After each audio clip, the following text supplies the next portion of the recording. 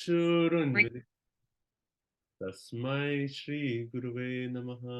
नमो विष्णुपादाय कृष्णप्रेष्ठाय भूतले श्रीमते भक्तिवेदान्ता स्वामिनिति नामिने। नमस्ते सारस्वते देवे गौरवाणी प्रचारिणे निर्विशेष शून्यवादी पाश्चात्य देशतारिणे। श्री चैतन्य मनोभीष्टं स्थापितं येन भूतले स्वयं रूपा कदा मह्यं ददाति स्वपदान्तिकं।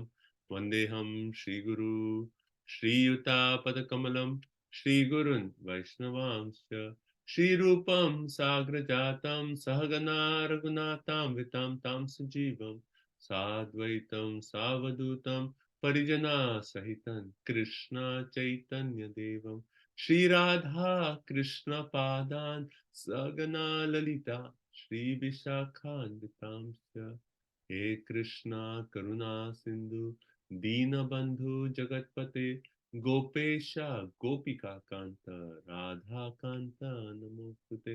तप्त कांचन गौरांगी राधे वृंदावनेश्वरी वृषभानुसुते देवी प्रणमामि हरिप्रिय। वञ्चाकल्पतरुभ्यस्य कृपा सिन्धुभ्य एव च पतितानां पावनेभ्यो वैष्णवेभ्यो नमो नमः। जय श्री कृष्ण चैतन्य प्रभु नित्यानंद श्री अद्वैत गदाधर श्रीवासादि श्री गौर भक्त वृंद। हरे कृष्णा कृष्णा कृष्णा हरे हरे हरे राम राम राम हरे हरे।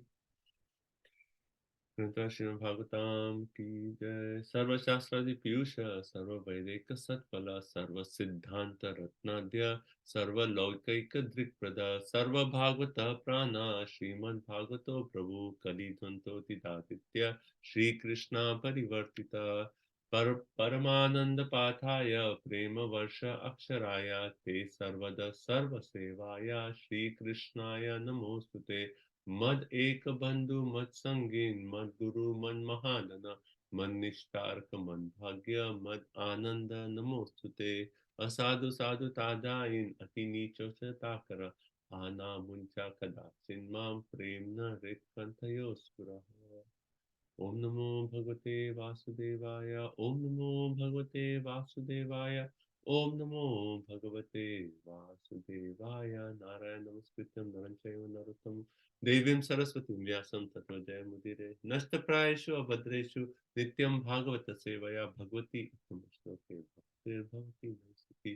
शृणुतां स्वकतः कृष्ण पुण्यश्रवण कीर्तनं हृदयन्तस्त्व अभद्राणि विदुनोति सुहृत्सतां ग्रंथाश्रयं भागवतां की जय। O Srimad Bhagavatam, O bestower of saintliness to the unsaintly, O uplifter of the most fallen, please never leave me. Accompanied by pure love of Krishna, please manifest yourself in my heart. Accompanied by pure love of Krishna, please manifest yourself in my heart. Premna Rit Kantayos. Bhagavatam ki. Okay, so thank you everyone for joining. So let's get started. So there were some nice reflections and questions on the group, so I'm very happy to see that. Would anyone like to share here any reflection? Either you posted on the group or any other reflections that you want to start off with? On the first chapter or on the second chapter? Anyone would like to share anything?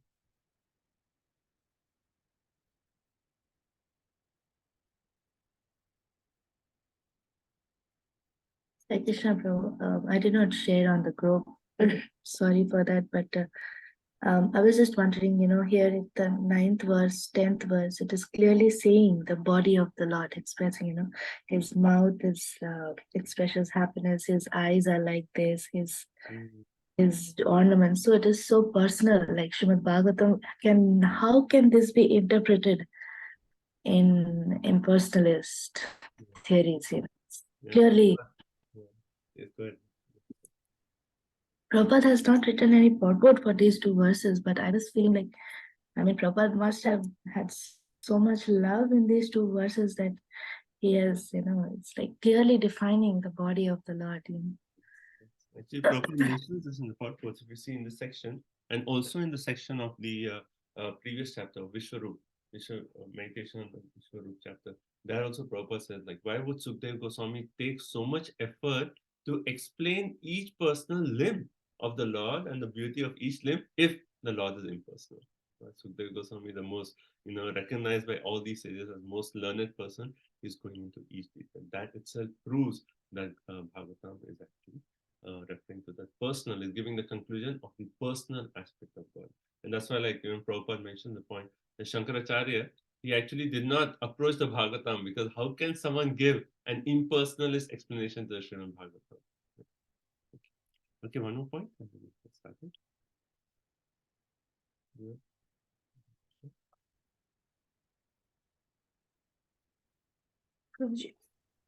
I think in the 11th verse where it talks about the Paramatma. Is it 11th or Mhm. the Yeah, Paramatma? Yes, Yeah, yes. even the size of the 8 inches, the Paramatma and his four-armed form, and it's so beautiful, very clear how much more Praman we need. It's just so, it's like I was reading out and sending to my mom, see, this is what it's said here, and we have proof in Srimad Bhagavatam. What else we need? Very nice. Thank you. Okay, so let's get started. So we discussed the first verse of the second chapter. So quick overview of what the second chapter, the main sections, and then we're going through the sections. So just the first verse is kind of like from the previous chapter in one way, because the meditation on the Virat Rupa that has been explained in the previous chapter, the first verse gives the example of a person who actually progressed in his spiritual journey by dharana on this Virat Rupa. Right? So what is the question of Parikshit Maharaj that we are discussing right now? That who is the object of dharana? Right? Who is dharana ashraya? Right? And how one can quickly clear the mind of all the amala, or all the mala, or all the dirty things. Right? Those are the questions of Parikshit Maharaj. So in relation to that, Sukdev Goswami has explained the Virat Rupa, and then now in the first verse, he's giving the example of a personality who actually attained attained success by meditation on Virat Rupa. Right? That's the first verse. And then from second verse onwards, so I mentioned this last time, that Sukdev Goswami is speaking to this assembly where there's so many different sages. Right? We read the list of different sages along with all their disciples. Right? So he's speaking, and then he talked about, like, oh, etan nirvidyamananam ichatam akuto bhayam yoginam apininam hare namanu kirtanam. You're at the end of your life, what you should do? Hare namanu kirtanam. And then he's seen people that are like not willing to accept. They are still like saying that only chanting the holy name? No, no, how can this be? This is too simple. This is too simple. You know. And then he's seeing all these doubts. And then he moves on to explain Astanga Yoga. Right? In Astanga Yoga, we read all those Yam, Niyam, Asana, etc. And then in that stage of Dharana, he said, okay, Dharana, Parikshit Maharaj, just out of curiosity, he doesn't want to practice this, but just out of curiosity, he asked Dharana to who are the two objects, Virat Rupa is explained. And then, now even after explaining Astanga Yoga, still he's seeing that in this assembly, people are not satisfied that with the answer of Astanga Yoga. So from that higher stage of bhakti, he's coming lower to Astanga Yoga, seeing that even in between the description of Astanga Yoga, people are not satisfied. And then he's coming even lower to what? Karma Kanda. Right? Karma Kanda means worship of the different demigods. Right? Even in, okay, we'll come to that point. And then, so verses 2 to text number 7 is basically this aspect of Karma Kanda, where Sukadeva Goswami is rejecting this Karma Kanda practice. Right? Worship of different demigods to actually attain Swarga Loka, all that Sukadeva Goswami is saying, no, it's not worth it. Right? It is useless. Don't do that. And then from text 8, he continues his theme from the previous chapter. I already described Virat Rupa. Who's the next Dharanashraya? It is a Paramatma. Right? So in the Astanga Yoga, at the stage of Dharanashraya, two options. If the yogi is actually attached, he maintains material attachment, then he is recommended to meditate on the Virat Rupa. But if he is free from material attachment, then he can go higher and meditate on the Paramatma. So then, from text 8 through 12, he's talking about the description of Paramatma. So the Ashtanga yogi who's advanced, then he can actually come to Paramatma and meditate on the different limbs of Paramatma. Right? Again, what is the difference between dharana and then dhyana? One is actually meditation on the full form, and one is zoomed in, each limb. Right? So he'll explain each limb of Paramatma. Okay. Now, after that, the next section is actually after mentioning these two, either Virat Rupa or Paramatma. He says, how do these two personalities they attain perfection or leave the body? So then he actually talks about, so that is text 15 through 21. He actually talks about how a person who's meditating on Paramatma, how he leaves the body and attains the spiritual world. And then he comes and explains the section of how those who are less advanced, right, who meditate on the Virat Rupa, how they actually attain their perfection. Okay? And that is a major section, that is actually 22 all the way to 32. 10 verses, he talks of Krama Mukti, right, or liberation of those who are less advanced. And then the rest, the last part of the chapter, from 33 to 37, he actually says, Nahi Atonya Shiva Pant. Actually, even this Astanga Yoga, he says, actually, all this, I'm explaining all this, but there is no other auspicious path than engaging in bhakti. So you see how repeatedly Sukdev Goswami is giving his own. Yeah, I'm explaining Astanga Yoga, but this is just to satisfy all of you. But finally, you have to come to bhakti. So he concludes this section, this chapter, from 33 to 37. They're actually saying that there's no other auspicious path except engaging in bhakti yoga. And that's how this chapter ends. Right? Again, next chapter, similar theme, where he rejects demigod worship and again concludes with bhakti. So if you see how, actually, if you see Bhagavad Gita and Bhagavatam, there's actually quite a bit of similarity that we can see. So, what is the title of the second chapter of the Bhagavad Gita? Contents of Gita Summarized. Right. Now, Sukadeva Goswami, what is he doing in the first 3 chapters of the Bhagavata? Like in his first 3 chapters, he's giving the summary of the entire Bhagavata. So the first 3 chapters, he's talked about Astanga Yoga, he's talked about Karma Kanda, he's talked about demigod worship, and he's rejected all these and established Bhakti as the highest. What does Krishna do in the second chapter of the Bhagavad Gita? He says, Arjun, do not be attracted by all these flowery words of the Vedas. Right? And then he says, just as only one auspicious path, Vyavasayik Nikumati, Eke He Kuruna. Neha Bikramo Nastosti Pratyavayo Savidyate. Swalpam api ase dharmasya trayatam hatva. Even a little bit advancement on this path, which is that path? Bhakti Yoga is actually in the highest perfection. So even Krishna is actually summarizing the entire Bhagavad Gita in chapter 2, and then he goes into detail. Similarly, Sukadeva Goswami is summarizing the entire Bhagavatam, first 3 chapters of the second canto, and then he actually goes into the details. Okay. Okay. Any questions about the flow or up to this point? Okay, everyone has the overview of this second chapter. Okay, good. Okay, so let's go ahead. So first verse we already discussed. This is actually the example of Lord Brahma, and and we see this theme in the Bhagavatam that whenever anything is actually explained, any process, then immediately an example is given. Either the speaker gives his own personal example, or he says, oh, there is this person who actually attained success through this method. So he gives the example of Brahma, and he says how Brahma, he actually attained his perfection through meditation of Virat Rupa, and he says, when did it happen? Pura. Pura means in the prior to the manifestation of this cosmos. And then who actually attained perfection? Atma Yonihi. Atma Yonihi, referring to Brahmaji himself. And what was the transformation? So initially, what was the state of Brahma? Nashta Smritin, that he was forgetful or lost his remembrance.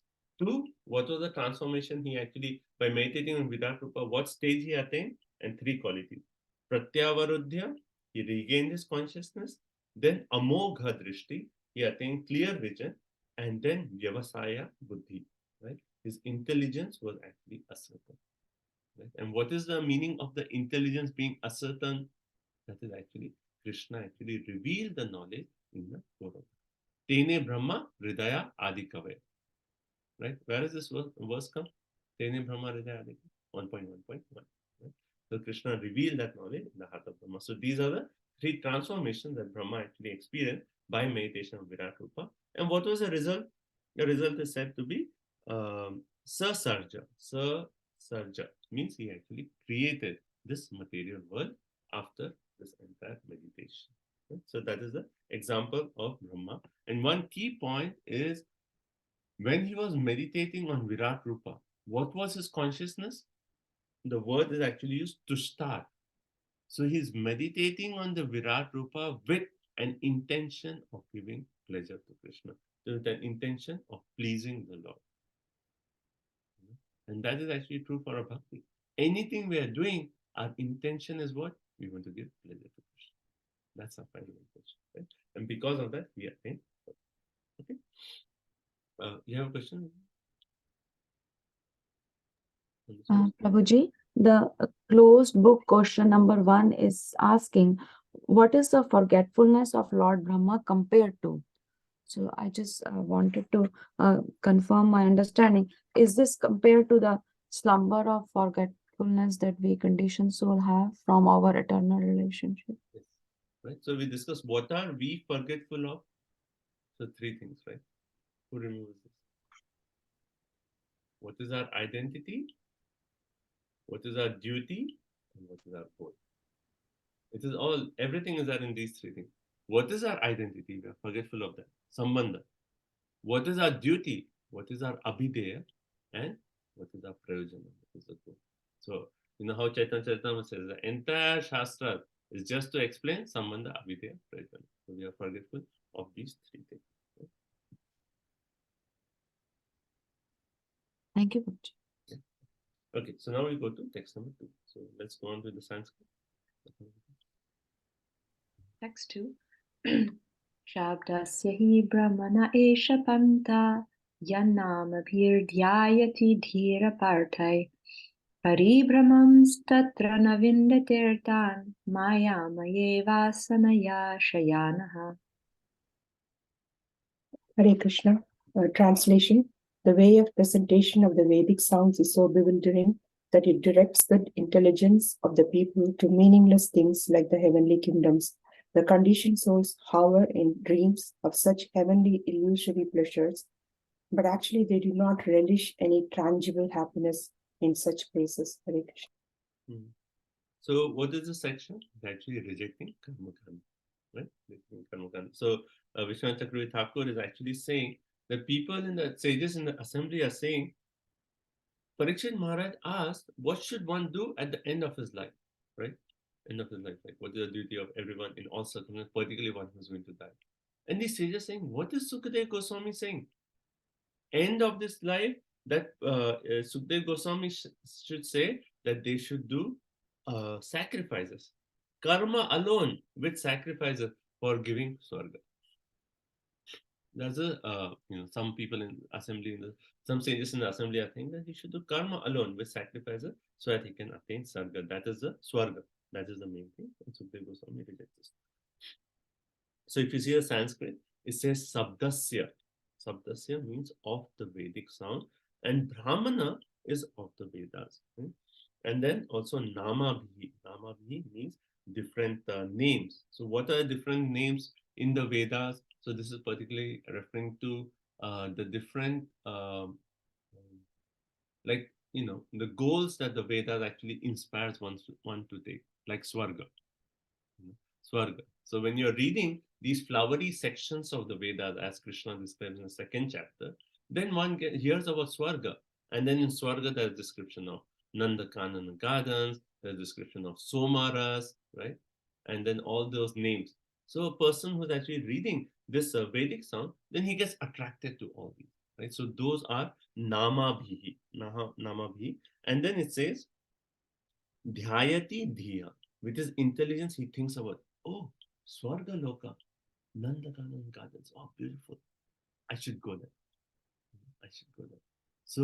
So he's, because it is intelligence, he's dhyayati, he's meditating on these different names, then naturally he actually gets a desire to go there. But what is that? Aparthaya. it is actually meaningless ideas. Right? There is no value in all this apartya. And what is a comparison to? Just like one may see something in dreams, maya may, maya may, in illusory things, and shayanaha, in dreams. In dreams, one may see something, it is just compared to that. Like we can actually, practically think about this point, that our mind, it gets attracted to so many things in this material world. But we can actually tell our mind, actually the pleasure from all these things is similar to the pleasure that we actually get while dreaming, having a good dream. Why is it the same? First thing is when we are actually thinking, oh, if I do this, then I'll get this happiness. If I buy this, then I'll get this happiness. But that happiness, we have no control over it. Just like what we are going to dream, we have no control over that. Similarly, whether that object is going to give us happiness or anxiety, we have no control over it, right? So just like we have no control over dreams, we have no control over what kind of happiness we are going to get. Right? Second is, even if you get some kind of happiness, it is just like a dream. It is so temporary. Right? You get up and you say like, oh, such a nice dream. Before you can even enjoy, the dream is over. And what are you enjoying? Just the thoughts that, oh, it was a good dream. That's it. So there's no substance to this, right? Second, the pleasure is temporary. So before you relish, it's over. And third, it does not give you satisfaction. Even if you have the good dream, and you're seeing like, you're, in India, people are like so much into like cricket. And even if you're having like, oh, special meeting with your favorite cricket star, right? When you wake up, it's like, oh, it was over. Like, what is the pleasure there? It's all over, right? Similarly here, it does not give any satisfaction. Before you think about it, it's already over. So similarly, material happiness is actually compared to that, right? It's just like, in India, like, since I'm talking of cricket, like I remember while growing up, in Bangalore, and they had this cricket stadium, in the city. And when there was a match, we used to read in the news that people used to stand like 2 or 3 days before in line to get a ticket to watch the cricket.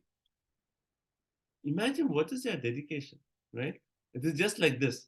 All the effort we are doing to get Swargaloka, right? It is just like that. And then you finally, like after 2 days, standing in the line, like 2 days continuously standing in the line to get a ticket. And then you go, you watch the match, and then your favorite team loses.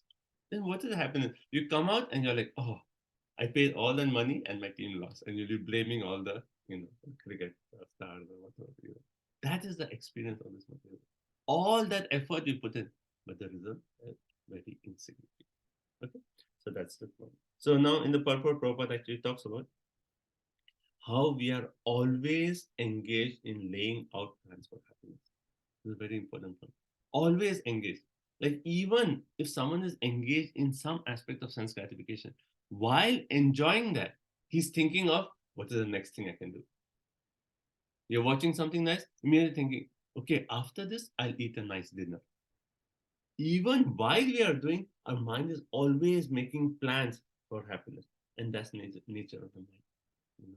Like I always like think of this example, like a cell phone. Cell phone is always looking for network. Especially if you go in some places where there's no network, cell phone is always like searching for network, searching for network. Similarly, our mind is always searching for happiness. That's what the mind is continuously doing. So that is the nature of the mind. Does that search ever end? Does that tendency to search ever end? Just like a cell phone always looking for network, does that tendency of the mind ever end? Can anyone unmute and maybe it ends when we find full satisfaction in Krishna consciousness. okay. So actually, if you see the nature of the mind, it is always the tendency of searching for happiness is actually always there. Now, either you're looking on the material plane, or even in the spiritual realm, the position of searching for that connection, that pleasure is still there. Like how Prabhupada actually explains this point, and he says like how the Goswamis of Vrindavan, what is their mood? They are actually always looking for Krishna. Hey Radhe Vrijadevike Chalalite, Hey Nanda Suno Kutaha. The Goswami are saying, where are you, Krishna? Are you just on the banks of the Yamuna river? Are you just on Govardhan hill? Where are you, Krishna? Where are you? So even in that spiritual advanced stage, you're still looking. You're looking for deeper spiritual happiness. Now, materially, we are looking for material happiness. But this kind of search is going to lead to frustration. But that kind of search is going to lead to the highest happiness. It is only in Brahman state where one may say that, okay, maybe the search is not so active. But in that state, because the search is not so active, you fall down, you come back into this material. But the tendency to look for more is actually always there, right? So all we have to do is we have to retune that tendency of search. Just like we retune the channel of our cell phone, frequency of cell phone. Instead of searching for network, search for Krishna, right? Our spiritual life is actually a search for Krishna. Oh, Krishna, where are you? Even if you come in front of Radha Golokananda, you're still asking, Krishna, when will I actually have that real association with you? When will I see you, my Lord? And so on. That search is there. Right? So Prabhupada talks about this point, that how we are always engaged in laying out plans for happiness. Right? And second, further Prabhupada says that the desire for a search is so strong that even the mind, like materialists, they look on this earth planet and they're not satisfied and they want to go on to moon planet and look for happiness. That is the tendency of that search. There's no satisfaction. So even the earth you look, okay, more, I want to go to the moon. And there we try to exploit the moon. But Prabhupada says, even what to talk about the moon, even if you go all the way to Swargaloka, still there is actually no happiness. Prabhupada says, Brahma Bhuvana Loka, Punar Avartino Ajna. From Brahma down to the lowest planet, everywhere you go, it is just going to be material miseries again and again. It's going to be birth, death, old age, disease. The cycle is just going to go on and on and on. Right? So Prabhupada says, nowhere can we actually fulfill the real desire of life. What is the real desire of life? To actually reconnect with Krishna. That is so. So everywhere we go in this material world, if our tendency is just to look for material happiness, our real desire will not be satisfied. And then Prabhupada concludes by saying that the real happiness can only be obtained in Vaikuntha, right? And that's where we can reconnect with Krishna. And right, yeah. So Prabhupada concludes with that. So Prabhupada says we should have factual reluctance to enjoy such temporary happiness as they are. Okay. Let's go next to us. That's number 3. Atha kavirnama suyavadartha syad apramato vyavasaya buddhihi siddhen yatarte nayate tatra parishramam tatra samikshamanaha. For this reason, the enlightened person should endeavor only for the minimum necessities of life, while in the world of names, he should be intelligently fixed and never endeavor for unwanted things, being competent to perceive practically that all such endeavors are merely hard labor for nothing. Okay, so therefore, ataha, right? Because he has already made the point that even that aspiration from Swargalok, which is actually there in the Karmakanda section of the Veda, that is also just compared to a dream like Maya Maya, right? Just like a dream. So there's no substance to it. Therefore, what should one do? Kavihi, enlightened person, right? He should actually yavat artha. This word is very important, and the next 2 verses are based on this word. Yavat artha means one must just focus on the minimum necessity. Don't aspire for Swargalok where you have so much opulence and all. Just focus on your minimum necessity needed to support the body and the soul together. Yavat artha. And then apramataha. And don't become mad after material things. That is not going to give you happiness. apramata, without being mad after them. And then what should one do? Vyavasaha buddhihi. Our intelligence should be fixed on what is really a success of our life. What is the real desire of life? Our intelligence should just be fixed on that. Right? So even if there are any obstacles, right, we should not deviate from what is our vyavasa buddhi. Why should our intelligence always be fixed to? Right? And then it says anyatha. Otherwise, if you don't live a life in this way, live a life in what way? One, just live with the minimum necessities, keeping the that actually helps keep body and soul together, and don't become mad after this material illusion. And third point, if you're intelligent, with your intelligence fixed on the highest success, right? Just focus on that. Even if there are some obstacles, just focusing on intelligence on that. If you don't do this, anyatha, then it says yatete parishram na artha. If you don't do this, then what is your life? Your life will be engaged in hard labor, right? Hard labor and na artha, which is actually of no value. So who can say a similar verse in first canto, second chapter? Dharma Sarvasvita Purusha Vishwaksena Kathasura. Very nice. Dharma Swanasya Pumsam Vishwaksena Katasya Na Utpadayati Ratim Shama Eva Hi Keva. Simply useless labor. If all your work, everything is not actually helping you develop that taste for Harikatha, right? Then it is simply Shrama Eva Hi Keva. So here is saying, if your life is not lived in such a way, minimum necessities, not being mad after material illusion, and focusing our intelligence on that highest goal. If your life is not lived, then it is simply na arthe. You'll be engaged in hard labor for what? For naught. No, nothing of value. Right? So this apramata, so Vishwanath Chakravarti Thakur, he gives one more meaning of apramata. Apramata means without being mad after them. That's what Prabhupada says, right? So Vishwanath Chakravarti Thakur is giving apramata without being mad after that means on the positive side, one should always be attentive on what is the life goal, what is the real goal of life, right? And then, what is the real goal of life? And that's some later. Okay. So what is actually needed to perfect one's sadhana? That's how Vishwanath Chakravarti Thakur explains this apramata. What is needed to perfect one's sadhana? So now this whole point about yavat artha, minimum necessities. What does that really mean? So there is actually a difference between what we need and what we want. Our needs and our wants. And the way the society is actually based on so much like commercial and consumerism is that so many things which are actually just our want appears to be our need. You see my point? We want so many things, but is that really required, needed for our existence?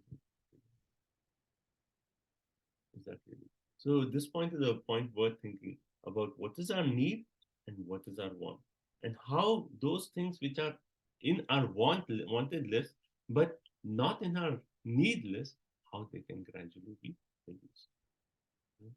Now that need list, what is needed for our existence, right? In the next two verses, we'll actually read the extreme position of what is actually just basically needed. But for us, practically, maybe that standard is too austere for us. So what is needed for our existence? Maybe we need, at least we need a decent home. May not be, a decent home. We need some kind of, income. We need some kind of standard of living, some minimum. But you can set your standard. What is needed? But see the difference between what is want and what is need. And if you can just focus on our needs. Right? Okay. Now, Prabhupada in the purport, he starts off by saying that the whole universe, right, is actually working on making one's position two things: very comfortable and very secure. Right? Two things we are all looking for. We're looking for comfort, we are looking for security. But as soon as, we do things and say, now I am comfortable. As soon as we say that, immediately what happens? immediately there will be something in our life, disease or something other, misery will come, and that comfort is disturbed. So there's never a position where like, okay, now everything is comfortable. As soon as we think, there'll be something to that, right? That is the thing about comfort. And then security. We are all looking for security. But if you see, every aspect of the life, of our existence here in this material world, is full of risk. We put our money in our bank, and then the bank crashes. Every moment, there is a risk. So it is just like, if you see our natural phenomena, the one which is actually said to be the most unpredictable is actually earthquakes. No one can predict. All of a sudden, earthquake comes, like the one in Turkey. Right? Everyone was just like, oh, now I'm comfortable watching TV, this, that, nice food, everything good. All of a sudden, earthquake. And everything shook. So many people, thousands of people killed, right? And similarly, how this earthquake actually comes unannounced, similarly in our life, there will be life quakes. And they said, actually, in everyone's lifespan, there's at least on an average 4 or 5 life quakes. In the sense, like some situations that really like shake us, throw us away from our regular life. So on average, they say everyone is going to face 4 or 5 life quakes. So how the Bhagavatam verse actually says, Padam Padam Yad Vipatam Natesha. The nature of this world is Padam Padam Yad Vipatam. Every step there is actually anxiety, there is actually misery. Every step there is danger. But what is the solution? If every step there is danger, there is going to be some kind of life quake in our life. Right? What is the solution? So Bhagavatam 10:14-58 gives the solution. It says, Samashrita ye pada pallava plavam mahat padam punya yasho murare baham budir vatsa padam param padam padam padam navipadam. Beautiful word. Actually. And this verse is actually saying, for those, because this, we can get all these life quakes. So what we should do? We should accept the boat of the lotus feet of Krishna. And we should climb and sit on that boat. When we are on the boat of the lotus feet of Krishna, then what happens? Then all that miseries, all that dangers in this material world, it actually reduces to the size of the water in the hoof print of a car. All that material ocean, all that misery just reduces to this one. And if it is just this size, can you cross it? Sure, you can cross it. Otherwise, if we don't take shelter of the boat of the lotus feet of Krishna, then what is our situation? Padam padam yad vipadam natesha. Every step there's going to vipada. Vipada means anxieties, misery. The Prabhupada starts the purport by giving this point. Okay? And then further he actually makes a point that the whole world is actually so poetic. It's like a whole world. So WW, right? Whole world, WW, and then is actually man after what? Wealth, woman, worldly distinction. And then one sentence is all W's. The whole world is man after wealth, woman, worldly distinction. But all these things are what? Another W. What is a W? Waste of time. The Prabhupada makes all the sentences WWW. The whole world is man after wealth, woman, worldly adoration. But all that is simply a waste of time, energy, and our life. And then Prabhupada says, even 1 second, the human form of life is so important that even 1 second, which is actually wasted in the research of planning for happiness, not even pursuing, even if you are thinking that, oh, I will do this and then I'll become happy. Even that 1 second of planning for happiness in this material world is actually, Prabhupada says, even that 1 second wasted in that way can never be replaced, even if one spends millions of. Even that 1 second of planning for material happiness, that time wasted cannot be replaced by million dollars. So you see how Prabhupada's purpose, he's bringing on the importance of spiritual life, how it is so urgent, right? And then he's warning us, do not be captivated by these, external illusion. Don't compare ourselves. Like once we have taken it to Krishna consciousness, tendency is like, yeah, I'm taking Krishna consciousness. But others, they'll get up Sunday, they'll get up 9 o'clock in the morning, they'll have their breakfast. Don't compare to such things, because our situation is we are just like stepping out of Maya, right? We are just on the baby steps. So don't compare ourselves to the external world. Oh, that person has so much opulence, that person has this car. Don't compare yourself to those things. The Prabhupada is warning us, right? And then he says the highest civilization is that where the focus is on living the best use of a bad bargain. So this human form of life is one way. Actually, this material existence is a bad bargain, but human form of life is actually, if we actually use it for spiritual life, then it's the best use of a bad bargain. We just live with the bare necessities of life, depend on God's gift, right? And even if there's difficulty in that plain living and high thinking, we do not budge an inch from the determination of actually going back home to God. So even if we say, okay, I will just live a life of Yavat Artha, and then maybe there'll be some difficulties, right?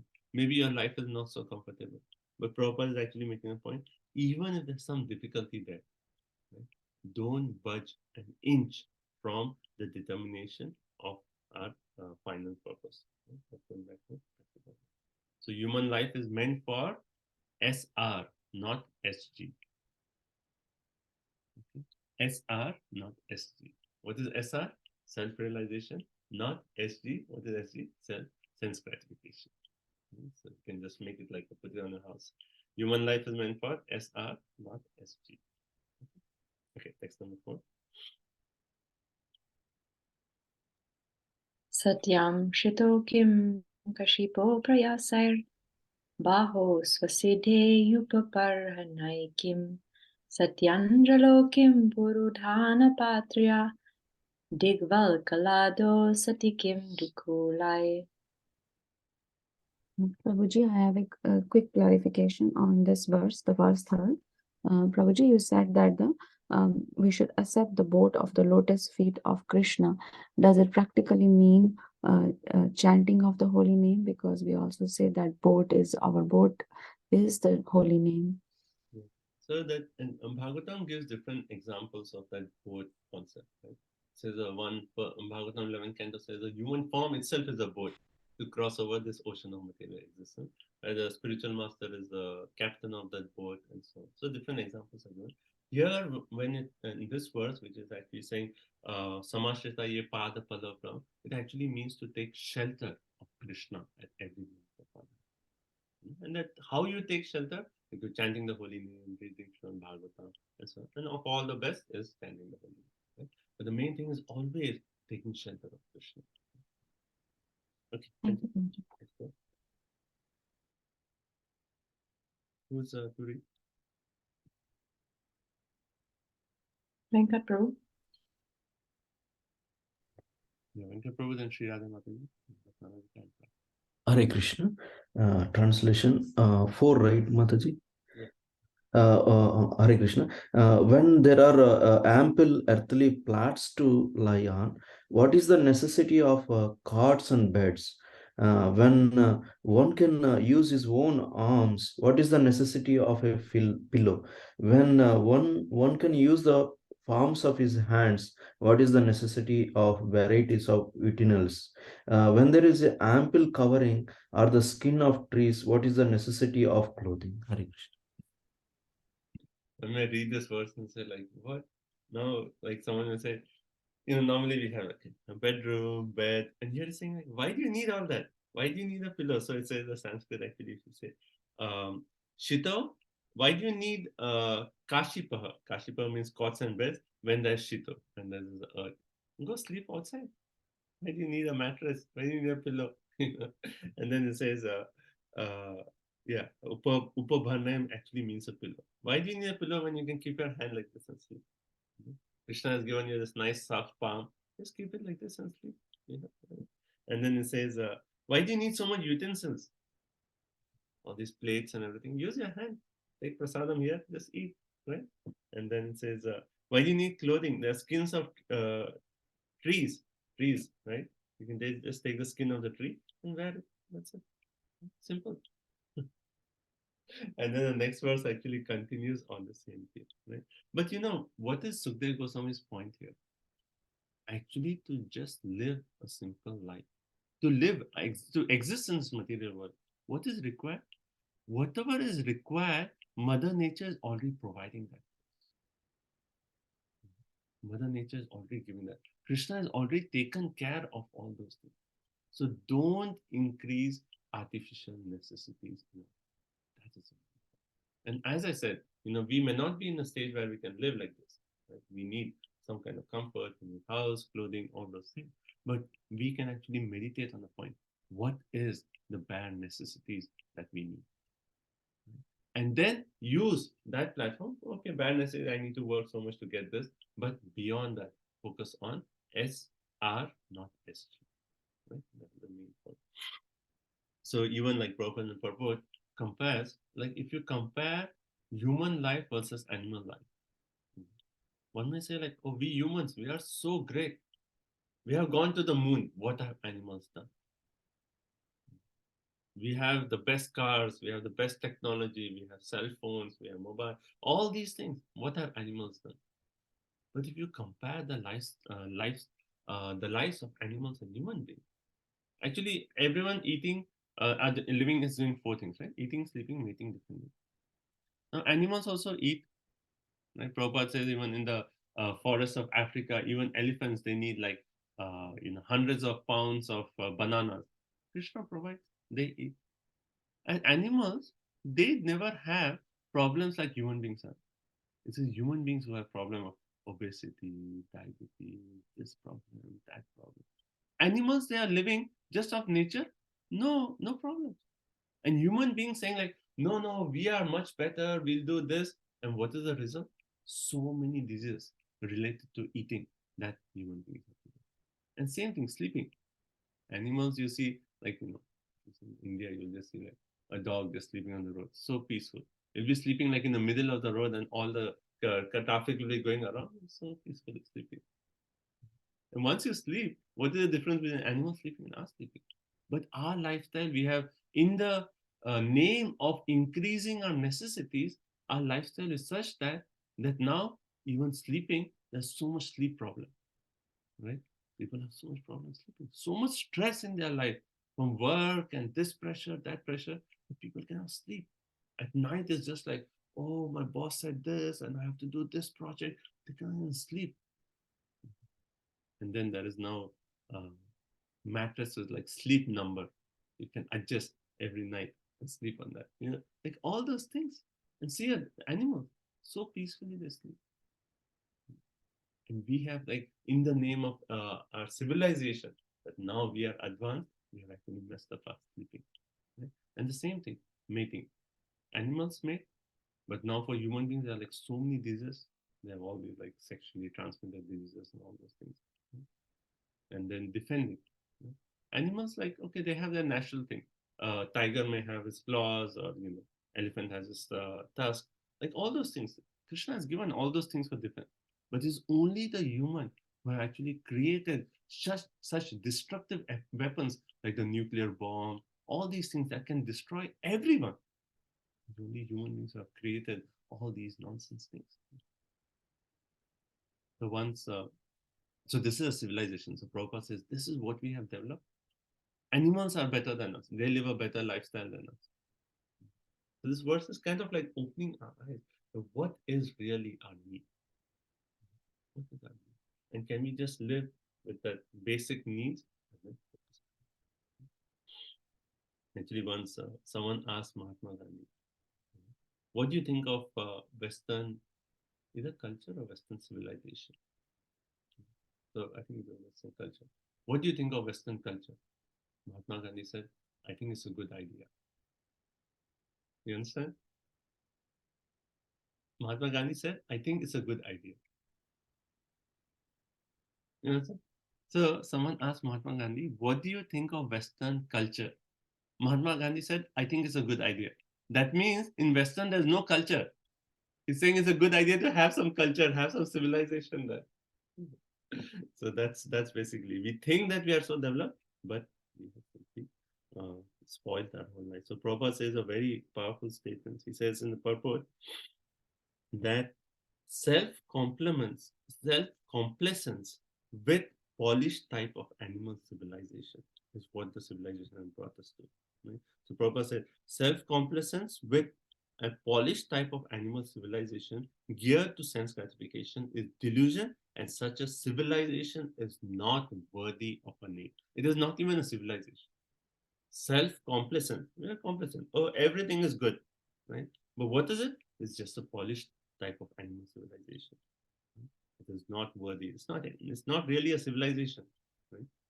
And then Prabhupada actually says that, okay, who can live this life? Sukdev Goswami is talking about this life. Can human beings even live this life? Is that possible?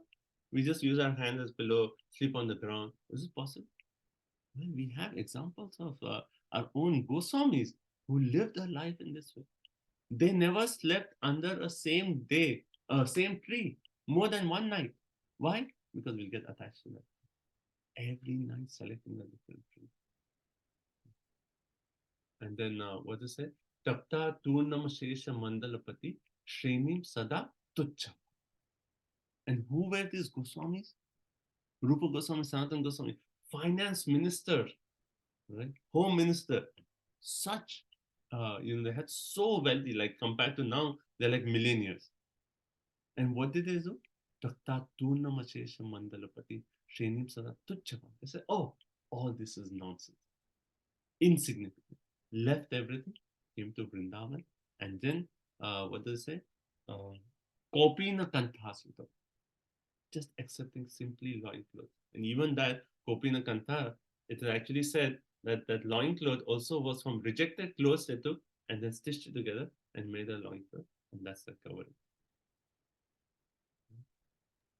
And stitched with thorns. Stitched with thorns, yes. Stitched with thorns. That is their clothing. And they actually lived in this way. Right? And it's just in this purpose. Yes. And in spite of that lifestyle, what they have given is actually the most precious thing for the entire human civilization. They have given us books like Bhakti Rasamrita Sindhu. They have given us commentaries on all these Bhagavatam that actually Srila Prabhupada is actually explaining to us. This is the real wealth.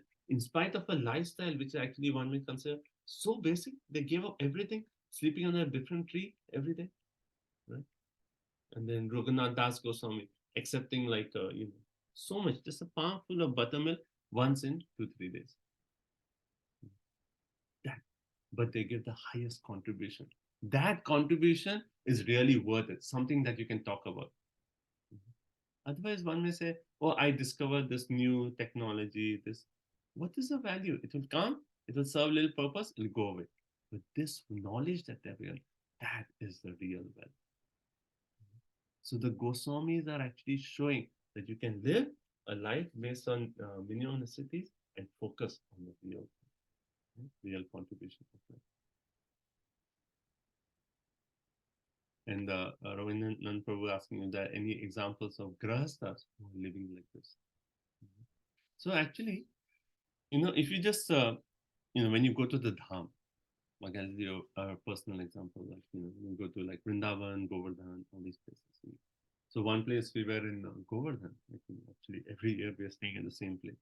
It was one ashram. This is not ISKCON ashram, but they arranged the whole katha in that. And we're staying in this. It was like such a tiny room. Like you walk in, there's no place to walk. It's just like a little bed and then one tiny bathroom. And it was like so old that all the roof was falling apart. And one may enter and say, like, how can I live in this place? But for that, it was for the Govardhan retreat. It is austere, like, but once you live, you get used to it. But we were there. The first year it was like, because like, imagine the wall is just like you're walking and the wall is like the paint is falling off. And it was like really austere and bathroom so tiny. And no hot water. And it was like December time. cold time, no hot water, nothing. If you need hot water, you have to walk down 2 floors with a bucket, get hot water, come back on top. It was like, it was one way if you consider, it was like so awesome. But frankly, whole year we used to just wait for that time of Govardhan retreat because that katha and that association and that just being next to Govardhan was so powerful that all this it didn't matter at all. It didn't matter at all. It's like, okay, we are getting our food, prasadam is there, the Govardhan Retreat Center, they are organizing prasadam. Accommodation, okay, a little bit austere here and there, and manage. Because the consciousness was just like, this katha is so wonderful, that even for that, if I have to live austere, it does not. And similarly, that should be our lifestyle. Okay, some austerity. That's why Prabhupada said there may be some difficulty in simple living, right? If you're living with minimum, okay, a little bit adjustments here and there. But if you're really relishing the Krishna consciousness, if you're relishing Harikatha, you're relishing your japa, you're relishing association of devotees, your life is just focused on serving Krishna, then all those things are. That is what Sukadeva Goswami is actually. Okay, let's go to the next verse. Just adding to that, now the Govardhan retreat has a wonderful facility for devotees, so please don't think it's austere. Yeah, it's good you say that. Yes, now they have like the whole retreat center. And it's beautiful, very comfortable facilities. But certainly Govardhan retreat, that that having that katha, relishing the katha, that is what Bhagavatam is actually giving us a taste. We get so absorbed in this that everything else seems insane. Bro, I just wanted to add that every year we have Brajamandal Parikrama and Navadip Mandal Brajmandal Parikrama. on bare floor, cold water bath every year. 1 month Brajamandal, 7 days Navadip Mandal. Yeah, the Brajmandal Parikrama. Every day, And every they year. go from point A, they walk whole day with kirtan, everything, end at point B, and that's it. Point B, that's where we are. That's where they set up simple tent, sleep on the ground, water, just some little, whatever water bodies are like close by, take bath there. Next day morning, get ready there in the cold condition. Again, do next day parikrama. Walk again. And that walking is like 20-25 kilometers. Every day, right? Every day. We by actually experiencing, it's actually really nice, when we go to the dham and we have these experiences, it really opens our eyes. That actually you get that taste. That, even though it's austere, it's so wonderful. Krishna consciousness is so nice. So in that way we can actually do this. Okay, next verse. Let's go. Chirani kimpati nasanti dishanti bhiksham naivan gripa paraprita sarito pyashushyan rudha guha kim ajito vatino pasanan kasmad bhajanti kavayo dhanadur durmadandhan. Translation. Are there no torn clothes lying on the common road? Do the trees which exist for maintaining others no longer give alms in charity? Do the rivers being dried up no longer supply water to the thirsty? Are the caves of the mountains now closed? Or above all, does the Almighty Lord not protect the fully surrendered souls? Why then do the learned sages go to flatter those who are intoxicated by hard-earned wealth? Right, so he's continuing on the same theme that torn clothes are there. Why do you have to work so hard? So that will protect us. Like, okay, I want to say so austere. Like if it's cold, what will I do? Torn clothes, take those torn clothes, wrap it, you'll be warm, right? And then it says, and then food, but trees are there. They will give fruits, nuts, everything. Take that. And then water, rivers are there, right? And then if it is like too cold and too austere, what will I do? Then he says, caves are there, right? Go. Oh yeah, how will I protect myself? If there's a thunderstorm or hail, then I may need like a hut or something. No, caves are there. Go stay inside the cave, right? And then, but if I go inside the cave, there may be tigers. Then what will I do? And then he's saying, does not Vishnu is there in the heart of every living entity. He's in the heart of a tiger. Does he not protect the surrendered souls? Vishnu is not there. Vishnu is there in the heart of tiger. He will protect, right? And that's why in that relationship, Prabhupada talks about the story of Haridas Thakur, right, in the purport. And he tells the story that how, yeah. So in Haridas Thakur, there's a story that how Haridas Thakur was staying in a cave actually, and there was this huge snake, and the snake was actually emitting so much poison, right? So Haridas Thakur, he was so absorbed in his Harina that he didn't even feel any effect from that poison. It was like the snake was in the same cave and it was emitting this poison, and anyone else who came there, you could actually feel that so much intense burning from the poison that they couldn't even stand there. But Haridas Thakur was totally oblivious. And that's the point of saying that when you get so absorbed in spirituality, even if there's some material difficulty, it does not matter. Haridas Thakur at that stage, the poison fumes from the snake is actually filling the cave. But Haridas Thakur said, it doesn't matter to me, right?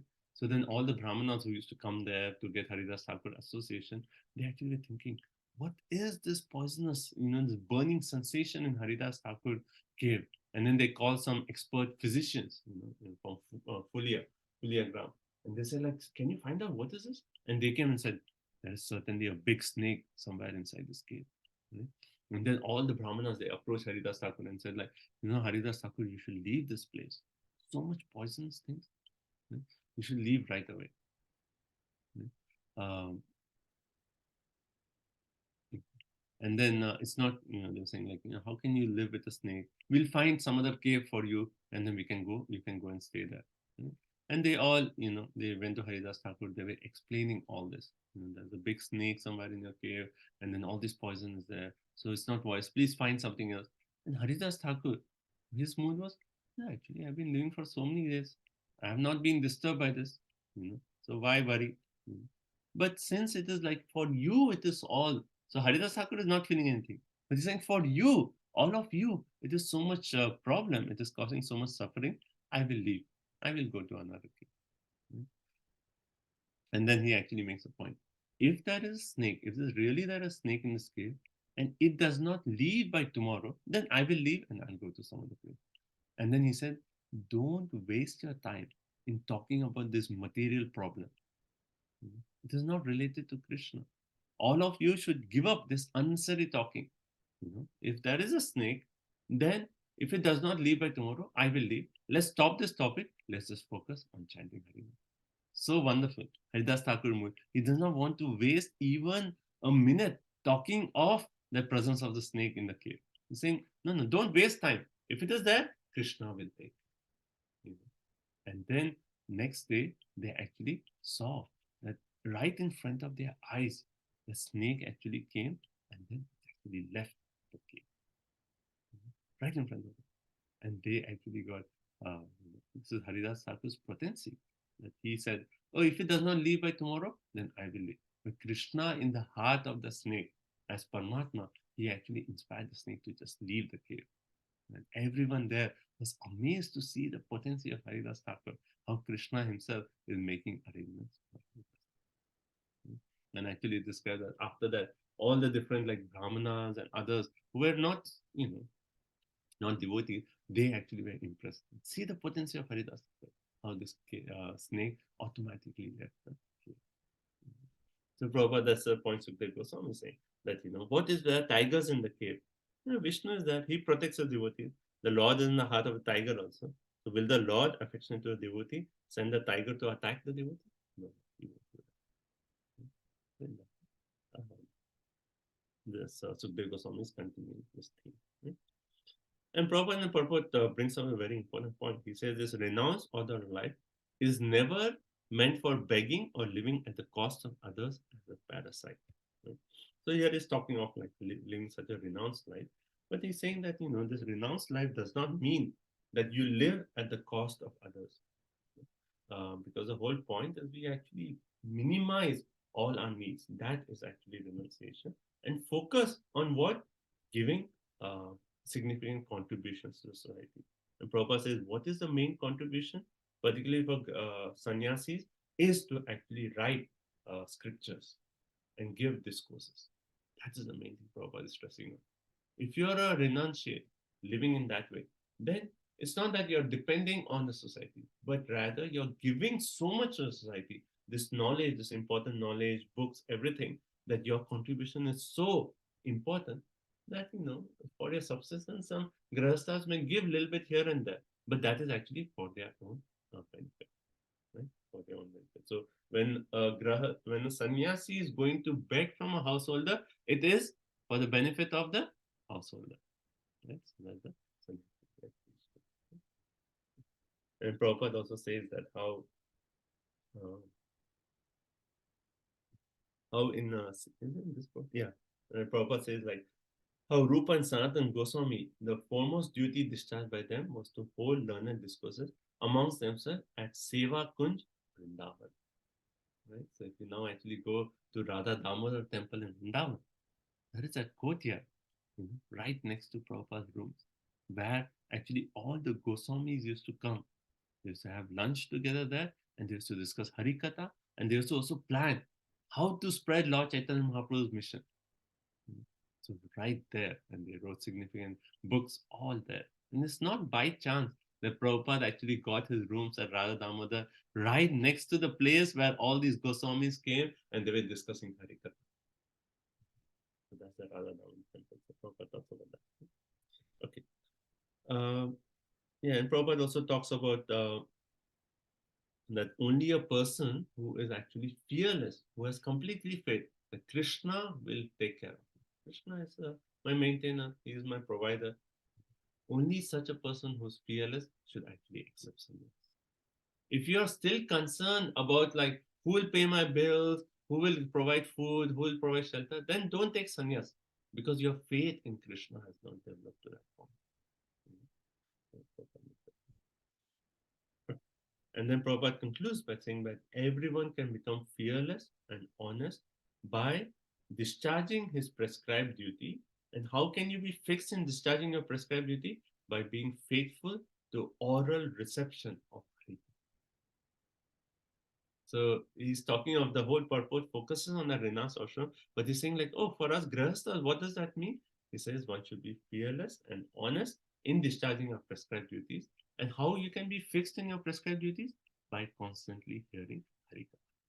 That's how Prabhupada makes this purport. Okay, let's go further.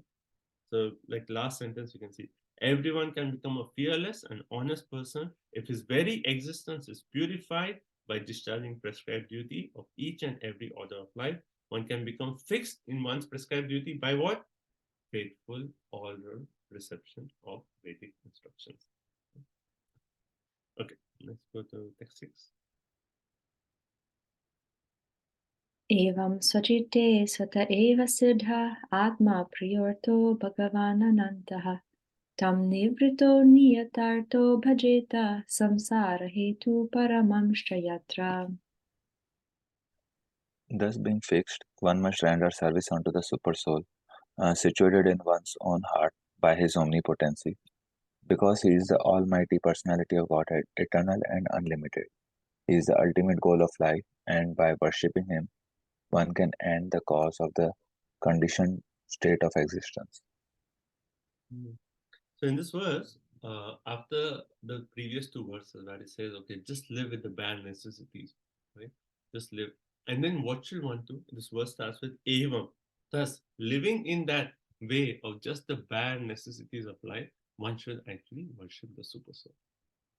But one may say that if I just live basic, how can I worship Krishna? Don't I need some kind of paraphernalia to worship Krishna? Is that a good point? Because I'm living so austere, I need some kind of, like if I'm just living off the ground, just under a different tree, how will I serve my Lord Krishna? I need paraphernalia, right? But this verse is saying, no, you don't need anything. Why? Because Krishna is seated in your heart as Paramatma. You don't need anything to worship that Lord. It's not that in the name of worshiping the Lord, we actually say, okay, now I need a big palace. Like how Prabhupada said, for us, what is that? We will sit under a tree, we'll chant Hare Krishna, we'll be happy. But would people come? Hence, for actually attracting people to Krishna, we are building all these big temples. But for us, what is it? Right? So Sukdev Goswami is actually saying that do we need all these ingredients? Do we need to do all the yajna to invite the Lord? To actually, he talks of like avahana yajna, that's a yajna to actually invite the Lord. He said, no, no. The Lord is there in the heart as Paramatma. And anyone can worship that Lord. And then he used 4 words to actually describe Paramatma. One, he says he's Priya. What are we all looking for? What is the highest goal of life? Prema. And this Lord, as Super Soul, is described as Priya because he is the shelter of all Prema. So if you approach the Lord in the heart, all the Prema, what all we need, he has it right there. He'll give it to us. Right? So he's the shelter of Prema. Hence his name is Priya. Then second, one may say, like, if I'm approaching the Lord, is that the highest perfection? And then it's actually Paramatma. The next word used is Artha. Artha means actually he is a supreme object of worship. So no need to go anywhere else. Lord is right here in the heart as Paramatma. Just approach it. Third is used as Bhagavan. He is actually full of beauty and other qualities. You can approach that most attractive personality just right here in our heart, right? And the fourth is Ananta. He's not restricted in any place. He's all pervading. Paramatma is everywhere. So if someone says that, oh, for worshipping Krishna, I need to get all these. This is no. Krishna is right here. He is actually the shelter of prema. He's the supreme object of worship. He's full of beauty and he's not restricted. He's everywhere. He's all pervading. So you can easily approach him. That's the paper. Okay, and then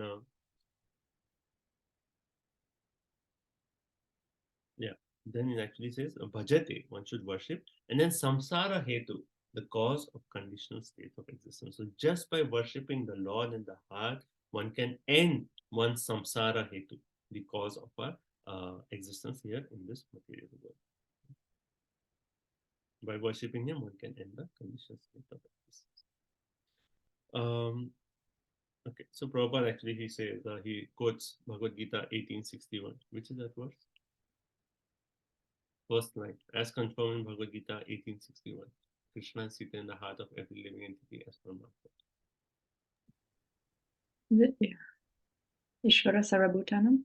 Ishvara Sarvabhutanam Viddeshu Arjuna Tishtati. I am in the heart of every living entity as Paramatma. Right? So we don't need any additional paraphernalia to worship Krishna. And also, if you see our stories of our Goswamis, right? Sanatana Goswami, right? When Madan Mohan came to him, he had that lifestyle of like living just under different trees, very austere, no house, nothing. But was he worshipping Sanatana Goswami? How was he worshipping? Like the householders used to come and give him like a little bit like flour, like wheat flour. And all he used to do is to add little water from Yamuna, make it into a dough, and then put it in fire. That's it. And then that bhati he used to offer to Madan Mohan. And then Madan Mohan actually said, "You're giving me bhati? There's no salt. Can you give a little salt also?" And he said, "It's nothing or something. Today you're asking for salt. Tomorrow you'll ask for gulab jamun. Just be satisfied with what I'm giving you." So that is that mode of it. And even Lokanath Goswami, right? Radha Vinod, the Brahmana came and just gave him Radha Vinod Diti. So beautiful Diti, even now you can take darshan. And what was, because he didn't have any temple, he used to just carry Radha Vinod in his jhola, in his bag. And just carry the Diti everywhere.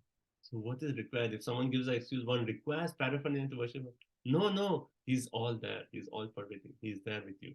You can just worship him without any additional paraphernalia. Okay, and Prabhupada makes another point in the purpose. He says the constitutional position of each one of is to actually render service to Krishna. But right now, we are actually engaged in rendering service to Maya. Right? And then he says, but that entire aspect of serving Maya is just like a total illusion. It's just like a mirage in the desert. Right? So we see in a mirage in the desert, it appears there's water, but there's no water. Right? But one should actually think that if there is actually no water here, there must be water somewhere. If there is no happiness here in this material world, there must be happiness somewhere else. Let me be intelligent to seek out that happiness. And that's what Prabhupada says. So anyone who is intelligent, he will actually find a solution to all these mysteries and search for that real happiness. And then that example of the mother and the child, such a beautiful example. I think someone quoted on the chat also, the example of a mother and child. How a mother, she actually takes care of the child, so nicely. The baby is sitting on the lap of the mother, and the mother is naturally attached to the baby. But when the child grows up, because he gets overwhelmed with so many circumstances, gradually he becomes detached from the mother. But the mother still expects some kind of relation because it's so much love is there. So naturally the mother expects that, I raised him up, he was sitting on my lap, I took care of him, I slept so many nights awake just to take care of him. And naturally the mother expects some kind of return. But because the child gets bewildered with all these things in this material world, then he actually gradually detaches from his mother. But the mother is still always affectionate to the child. And this is, Prabhupada says, this is similarly our situation with Krishna. Krishna is providing for us, he's taking care of for us, but now we think that we are grown up. We are overwhelmed with so many responsibilities that we have actually forgotten. But Krishna is right there. He is I've been thinking of this point that he's actually looking for our love. And that's why Krishna comes again and again in this material world. He's looking for the love of each one of us. And he's just saying, okay, just offer a little fruit, a flower. I want that bhav. I'm looking for that. I'm hungry for that. Please give me that. Right? Krishna is coming out again and again. Just like the mother is expecting that service, similarly Krishna, though he is completely satisfied, he's Atmaram, he's Aptakam, he's looking for the love of each one. So in the garden of divine love, Krishna is both the gardener and the bee. Gardener in the sense that it's actually he gives through the devotee gives the bhakti lata seed in our heart, and he gives the process of nourishing the seed. Right? He's the gardener. He's taking care of us, yoga kshema. Right? He's protecting our bhakti. At the same time, he's the one who wants to taste the fruits that is actually coming out of our prema of Krishna. So he's that bee going to flower to relish the nectar from Krishna. Krishna is both the gardener and the bee in the garden of divine love. So that's Krishna. Okay, let's go to the next one. And then Prabhupada also, okay, so what is this point Prabhupada explains? If someone say, this is common, right? Even I have heard this from my relatives. They say let's go to the temple. Why go to the temple? Lord is everywhere. Why go to temple? He's everywhere, right? If he's everywhere, why should he go to temple? What is the answer to this?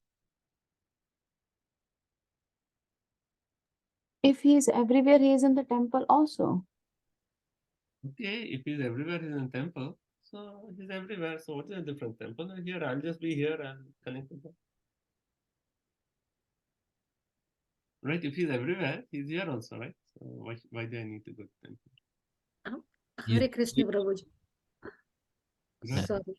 Yeah, Hare Krishna Prabhuji. The temple has the deities and more the vibrations are there, the pure devotees are there, they are chanting Hare Krishna mantra, and the mind is always in the Lord. So that's why the vibration main thing. And Venkat Prabhu? Yeah, Mataji God, in the temple, Lord is fully manifested. We can see the form, so we can perceive easily. Actually, Krishna is in the center in the temple. So first point, if someone is saying that God is everywhere, why do I need to go to the temple? First of all, that itself is they are artificially claiming to be in the stage of Uttamadhikari. Can you really perceive God everywhere? Who can perceive? Who sees God everywhere? Only a Uttamadhikari. But someone who is a Kanishta, if he's claiming to be an Uttamadhikari, that means he's simply cheating. If he was really in that state of seeing Krishna everywhere, he would run at every opportunity to serve Krishna. Every moment he would be chanting the name of Krishna, he would be serving Krishna. If he's not doing that, then he's not Uttam Adhikari. Then he's just faking his position. That's the first point. And then the second point, because we are not at the stage of Uttam Adhikari, we need other devotees to help us connect to Krishna. We need that center of learning where people tell us how to connect to Krishna. We need the association of devotees. We need a place where we can come and where the entire place is just Krishna centered. Radha Gorakhananda. Everyone coming, cooking for Radha Gorakhananda, serving for Radha. We need that atmosphere. Otherwise, just sitting at home, we are actually saying, oh yeah, Krishna is everywhere, but all we are seeing is Maya everywhere. Opportunities to enjoy. That is our position. So anyone who claims that, they are simply under the lapse of Maya and just giving an excuse to continue their sense gratification. Right? Okay. So next verse.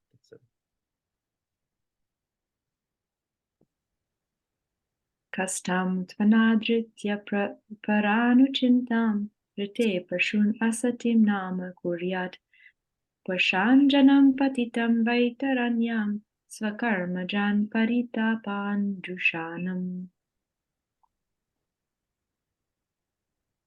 That's who else but the gross materialists will neglect such transcendental thought and take to the non-permanent names only, seeing the mass of people fallen in the river of suffering as the consequence of accruing the result of their own work. So now this is the last verse to actually end this section of Karma Kanda, right?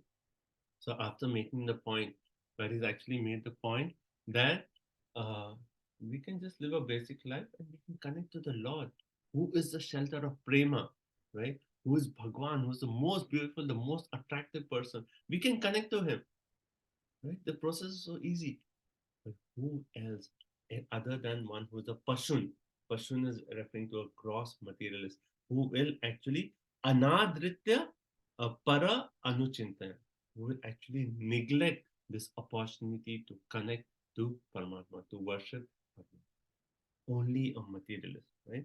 And then a Kuryat Asat Nama. Again, that Nama has come. What is that Nam? Name is like the artificial names like Swargalok, etc. Right?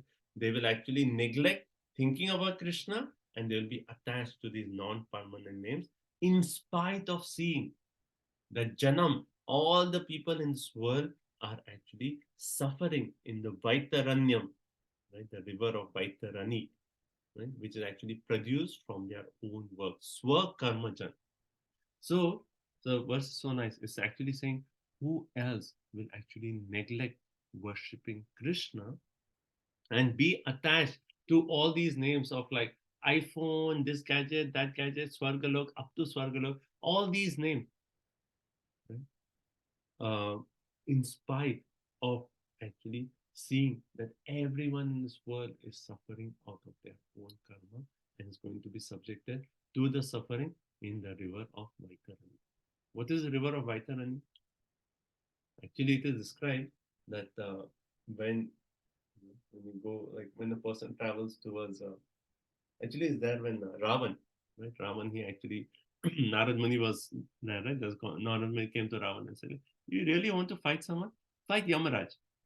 Otherwise, no one is a match for you. And Ravan said, yes, I will fight Yamaraj. And by that, I will kill the god of death. I am so powerful. Then to describe that when he actually went to the planet of Yamaraj, then he crossed the river of Vaitarani. And this river of Vaitarani is where all the living entities, sinful living entities, are punished for all these things. And he saw that so many people, all the Yamadutas, are beating and boiling the people and all those things right there in the river of Vaitarani. So here is actually the point here is in spite, we see everyone in this material world, they are suffering and they're going to be actually punished in this river of Vaitarani. In spite of that, we are remaining attached to all these names. It says Nam, non-permanent names. Asat Naam, we get attached to all this, and we neglect the worship of the Supreme Personality. So Prabhupada in the purport says, he talks about how Karma Kandis, the demigod worshippers, he gives such a strong example. He says, just like in an animal slaughterhouse, all the animals, they stand in line one after another.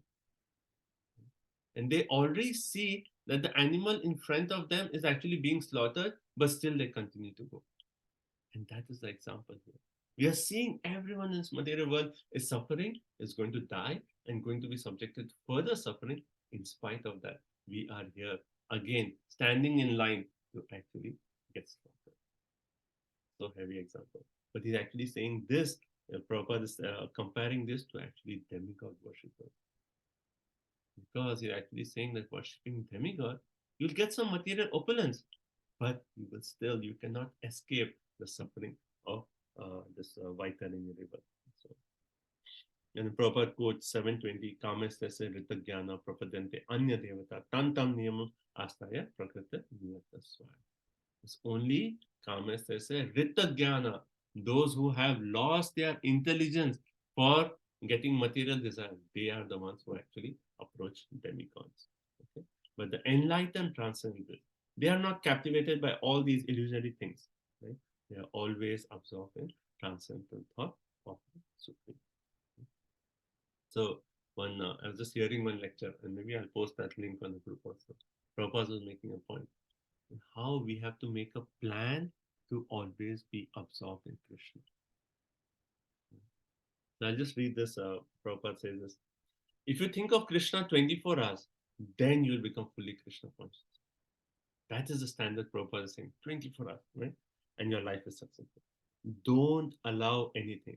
Don't get attracted to, oh, this illusory thing, or this result by worshipping this demigod, or this. Don't allow anything. This requires a little practice. Abhyasa yoga yuktena chetasa nana gamina. I should not allow my mind to go to think of any other subject than Krishna, right? I should not allow my mind to go here and there, think of anything. All this asat nama, I should not allow my mind to go there. And now we have got so many books. So whenever you find time, you must find time. Like Prabhupada said, whenever you have time, you should read books. But he says, if you don't have time, you have to make time. Right? Make time. The Prabhupada says, so whenever you find time, then he stops. He says, you must find time. There is so much time. You read all these books or chant. When you are hungry, you take prasadam. And when you're sleepy, take a snap. Prabhupada says snap. Snap means like a quick nap. Right? Snap. Right?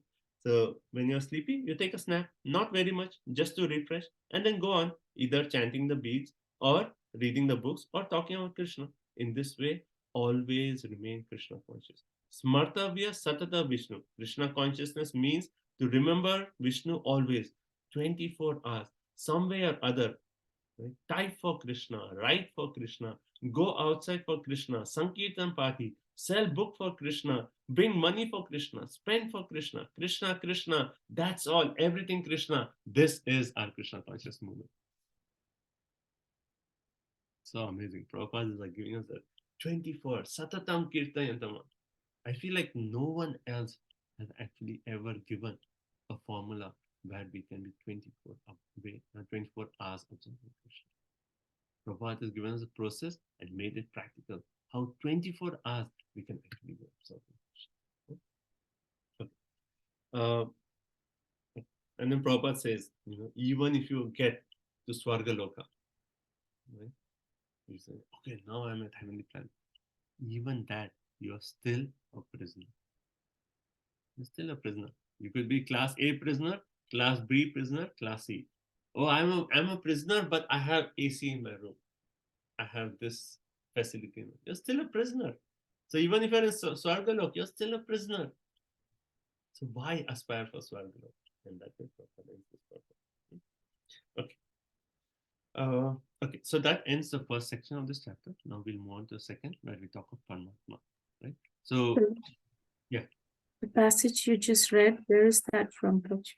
It is in a lecture Prabhupada gave to verse number Srimad Bhagavatam Second canto, third chapter, text 1415. I'll post that as one of the lectures. 2.3, point 1415. It's a lecture Prabhupada gave in Los Angeles. Thank you. So any comments up to this section?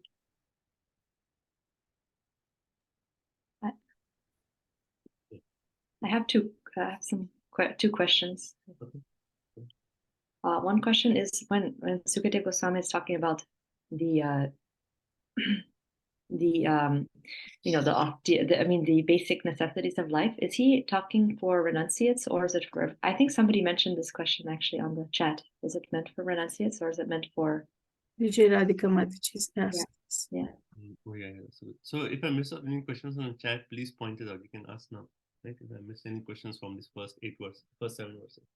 So actually the principle is still there for Grahastha also.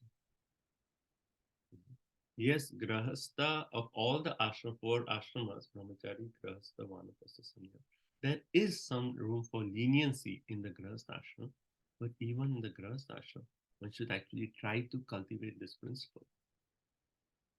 Not that one lives in such an austere way that we are not providing for our children. We are not we are living such an austere way that we cannot even chant our rounds. Okay, from tomorrow, no AC, no heater. If it is cold, we'll just tolerate. No. Not that kind of austerity. Have your basic needs, but define what is your basic needs. But the principle of renunciation is there for everyone. Even in Grahastha, we want to be in Grahastha ashram, not Graha Medi. Not Graha Medi. So the principle of renunciation is there even for Grahasthas. But there may be a little bit more leniency in that principle compared to the other ashrama. For a sannyasi, yes, completely, just not working, not paying his bills, nothing. He's completely renounced. Right? The duty of the grahasthas to actually maintain the sannyasis as if they are their own children. Why? Because in return, the sannyasis are actually giving the most important knowledge, the most important gift of knowledge by which we can go out of this world. Right? So that is a grahastha and sannyasis. So grahasthas, they have a little bit more room for a little bit expansion of house, family, but not atyahar, not overdoing. That principle of renunciation is there. So whatever is required for your children, there may be some needs, particularly as a society is changing, there may be certain needs. You may have to buy your child, this, and this. Maybe 20 years back that was not required. But now just for a child to live in the society, there may be certain needs. But you think about it, is this really a need or is it a want? And if right now, if you see how the society is, before it was like you have to spend a lot of money to get things. But now things have become so easy and so easily obtained. Just go to Amazon.com and then single click, and then within 2 hours you have things like that. And it's not expensive. It is easy to buy things. But the point is, you can do all this, but one should think, yeah, I'll get more things. But is that really going to take the time off of my thinking? Is it going to waste my human form of life? Is there really a need for it? Or is it just my want? One should think of those things because it's so easy to actually just accumulate things these days. Okay, is that okay? Yes, thank you. I had one more question. I'm sorry, Vijay Mataji. I just saw that you also had your hand raised. So. Oh no, Mataji, please go ahead. I will ask later. Like when you've mentioned that he's asked, like somebody could say, but I need all the paraphernalia to worship Krishna and to worship Krishna, and then he's saying, no, he's in your heart and you don't need all these things. It's Krishna's, But shouldn't we try to get the nicest things for Krishna's worship? Like if we're worshiping Krishna, we'll try to get the best, like even the sannyasis that we know in our movement, like Indradumna Swami, they get the best quality perfumes and the gold things for their deity. So shouldn't we try to give the best to Krishna? Yeah, best to Krishna according to what Krishna has given us. Finally, it's all Krishna giving us. In what Krishna has given us, try to do the best of it. And one may say oh well, I should actually earn $1 million so that I can serve Krishna. Then that is not good thinking, because the $1 million will take so much of your time and energy that you won't be serving Krishna, but you'll be serving the material energy. So whatever Krishna is giving us, in that, do the best for Krishna.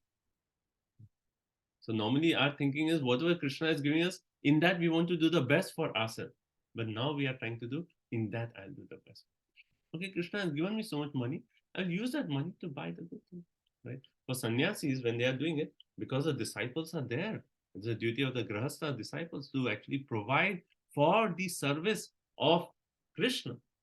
And because it's their guru, then it's like through the guru, they are serving Krishna by providing all those things. So the principle is there, that point, that we do the best of what Krishna has. Okay? Thank you. Vijay Mataji? Prabhuji, in the second paragraph of the purport, it's written that river Vetrani at the entrance of the plutonic planet of Yamaraj.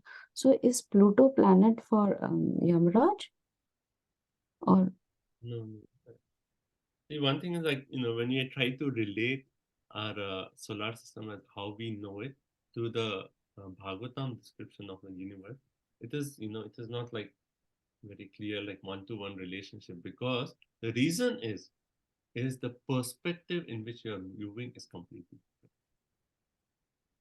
Perspective how the scientists are actually viewing this material. So it is not Pluto. Actually, Yamaraj. it just refers to the word underworld, that's it? Or Yeah. I'm actually thinking when you because P was capital, that's why I was wondering why it was written plutonic. Like, I'm thinking that in 5th canto, when there's description of the entire universe,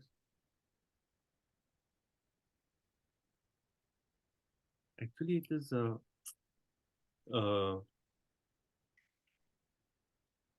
Govinacharya Prabhu, where is the planet of Yamaraj in this entire system? It is actually, I know it, I have read it. It is next to Hare Krishna Prabhuji. A long time back, actually, I read, I forgot right now. It's in Garud Puran. It's in details are there. Yeah, Garud Puran has a description for sure. I don't have Garud Puran, but long time back I read. Like even in Bhagavatam, there is a description. But I'll post some Fifth canto, yeah. Somewhere in fifth canto. Of where the Yamaloka is actually there. Right? It's actually said it is next to Pitraloka. Next to Pitraloka. So you can see geography location. Okay. Okay. Any other point? And Prabhuji, you also mentioned that Naraji asked Ravan to fight with Yamaraj. So did Ravan conquer Yamaraj also? And that's actually he went to Yamaraj, and then first of all, like, he started destroying all the Yamadutas, and they couldn't stand in front of Ravan because it's so strong. And then finally, Yamaraj actually came, and they had a fight, and Ravan also was like able to one way challenge Yamaraj. He described that there was Yamaraj, and there was three personalities together. One was time, one was death, and one was Yam himself. So, like, exact details I'm not very sure, but these three personalities came, and Yamaraj had a fight with Ravan, and in some sense even Yamaraj was bewildered by Ravan's strength. But at one point, Yamaraj was so powerful that he said, "Okay, now it's time. Let me finish Ravan." And he was going to kill Ravan, and then Brahmaji said, "No, don't kill Ravan. I have given him a boon that actually he won't be killed by any of the demigods. Only a human being can kill him. So don't kill him. The Lord will personally come and kill him." So at that time, he didn't kill. But okay. Thank you, Prabhuji. Let's take a quick break, and then we'll come back, and then we'll come to Paramatma section, and then we'll proceed further. Okay. So take a 5 minutes break, and then please come back. Thank you so much. Bhagavatam ki jai.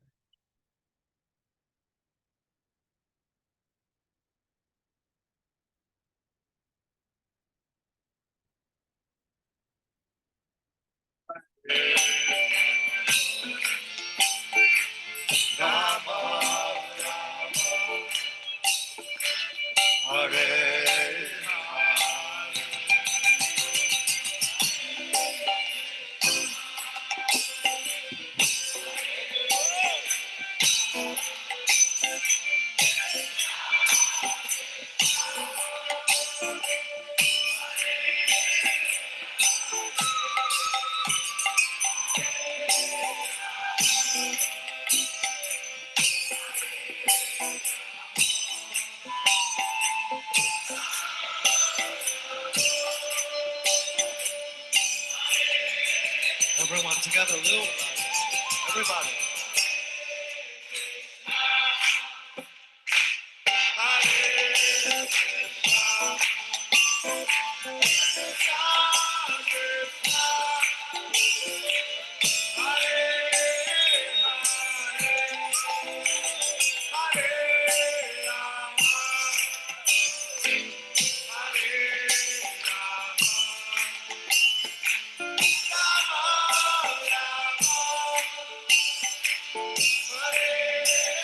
One more time, a little louder, please.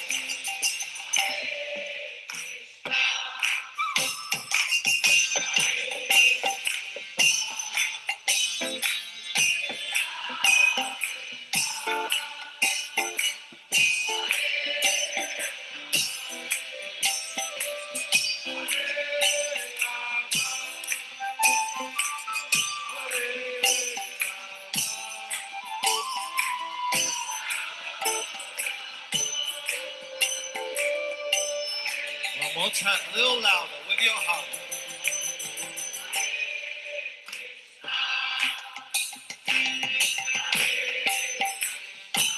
Don't say more.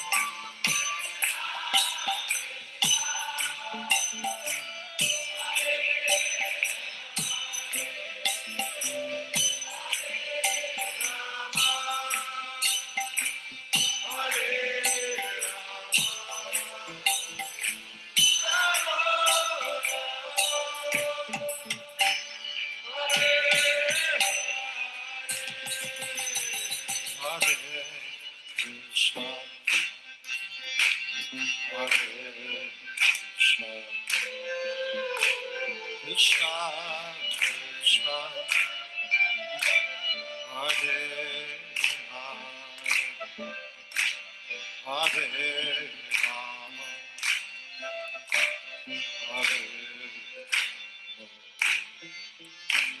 Rama, Rama, Hare Hare.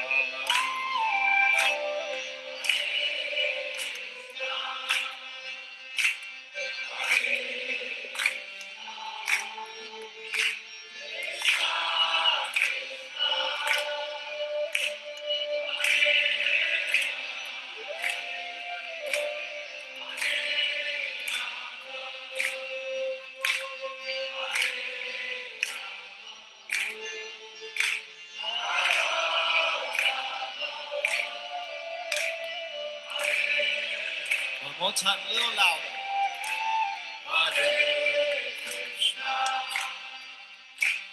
Hare Krishna, Krishna Krishna,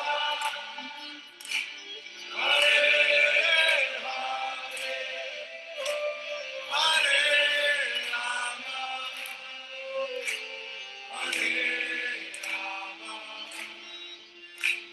Rama Rama, Hare. One more time, a little louder with your heart.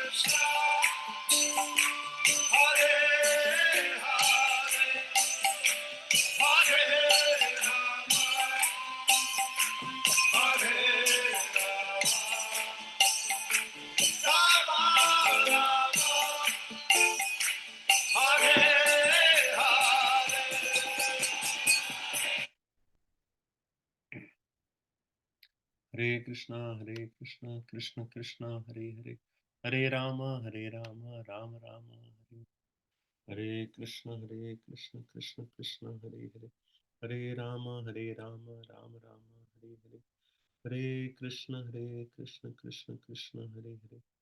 Hare Rama, Rama Rama, Hare Hare. Hare Krishna, Krishna Krishna, Hare Hare.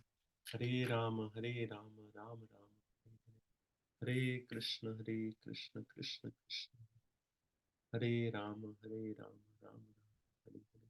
Hare Krishna, Krishna Krishna, Hare Krishna Prabhuji.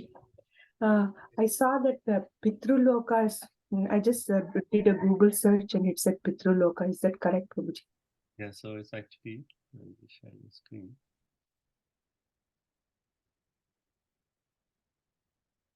Yeah, so if you see in this, see my screen, right? Can you see my screen? Yeah, okay. Yes, Prabhu. Yeah, same screen. We are here, Burlo, and then the Yamaraj planet is actually here, where Yamaraj resides. The Pitraloka and hellish planets, this level, the Patala, that's where the planet is. Okay. But Pitruloka is not in the hellish planet, correct? No, it is. It is? Yeah. Oh.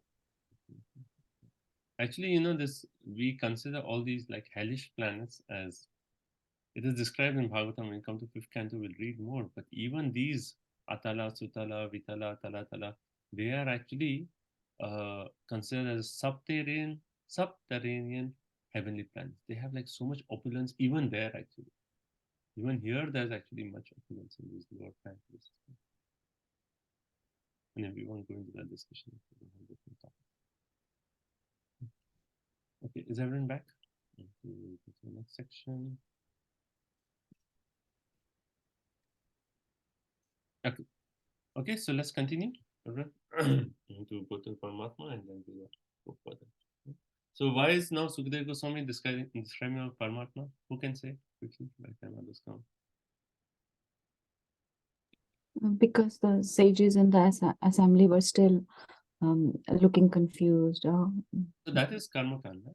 Okay, now after Karma Kanda, so up to text 7, he's rejected Karma Kanda. Now from 8, he's again starting Paramatma. Why Paramatma? He's continuing answering the question of Parikshit Maharaj. What is the object of dharana? Is this point clear? That when you are going to Yam, Niyam, Asan, Pranayam, Pratyahar, Dharana, Dhyan, Samadhi, right? 8 stages.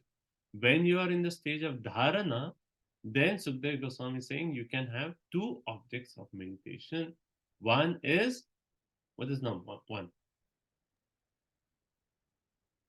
Virat Rupa. And that is for whom? Materially attached. And the second is what? Paramatma, for those who are not. So this, you have to understand this entire flow. This is really important. And then now he's saying those who are advanced, for them the dharana shaya is Paramatma. So we'll describe the we'll read about Paramatma. Okay, so let's do the Sanskrit. Okay, so text 8, go ahead. Kechit Swadehanta Hridayavakashe Pradesha Matram Purusham Vasantam Chaturbhujam Kanja Katangas Shanka Gadadharam Dharanaya Smaranti.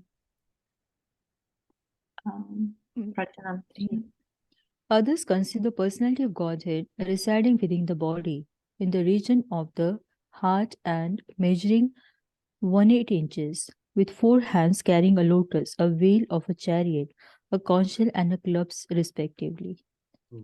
So Swa Deha Anta, so within the body, Hridaya Avakasha, in the region of the heart, right? And then Dharanaya Smaranti. Dharanaya Smaranti, last 2 words, is actually they meditate upon this personality. Right? They meditate upon this personality. Now, it says Pradesha Matram, right? So this 8 inches. Where does this come from? Pradesha Matram. Actually, Prabhupada explains that it is one way, like one may say 8 inches, but in an ant, how can Paramatma be 8 inches, right? It is actually said that Pradesha is considered as the size of the heart. So for us, for human beings, it is actually considered from thumb to this ring finger. So much is the size of the heart. And it said like that's the side of Paramatma.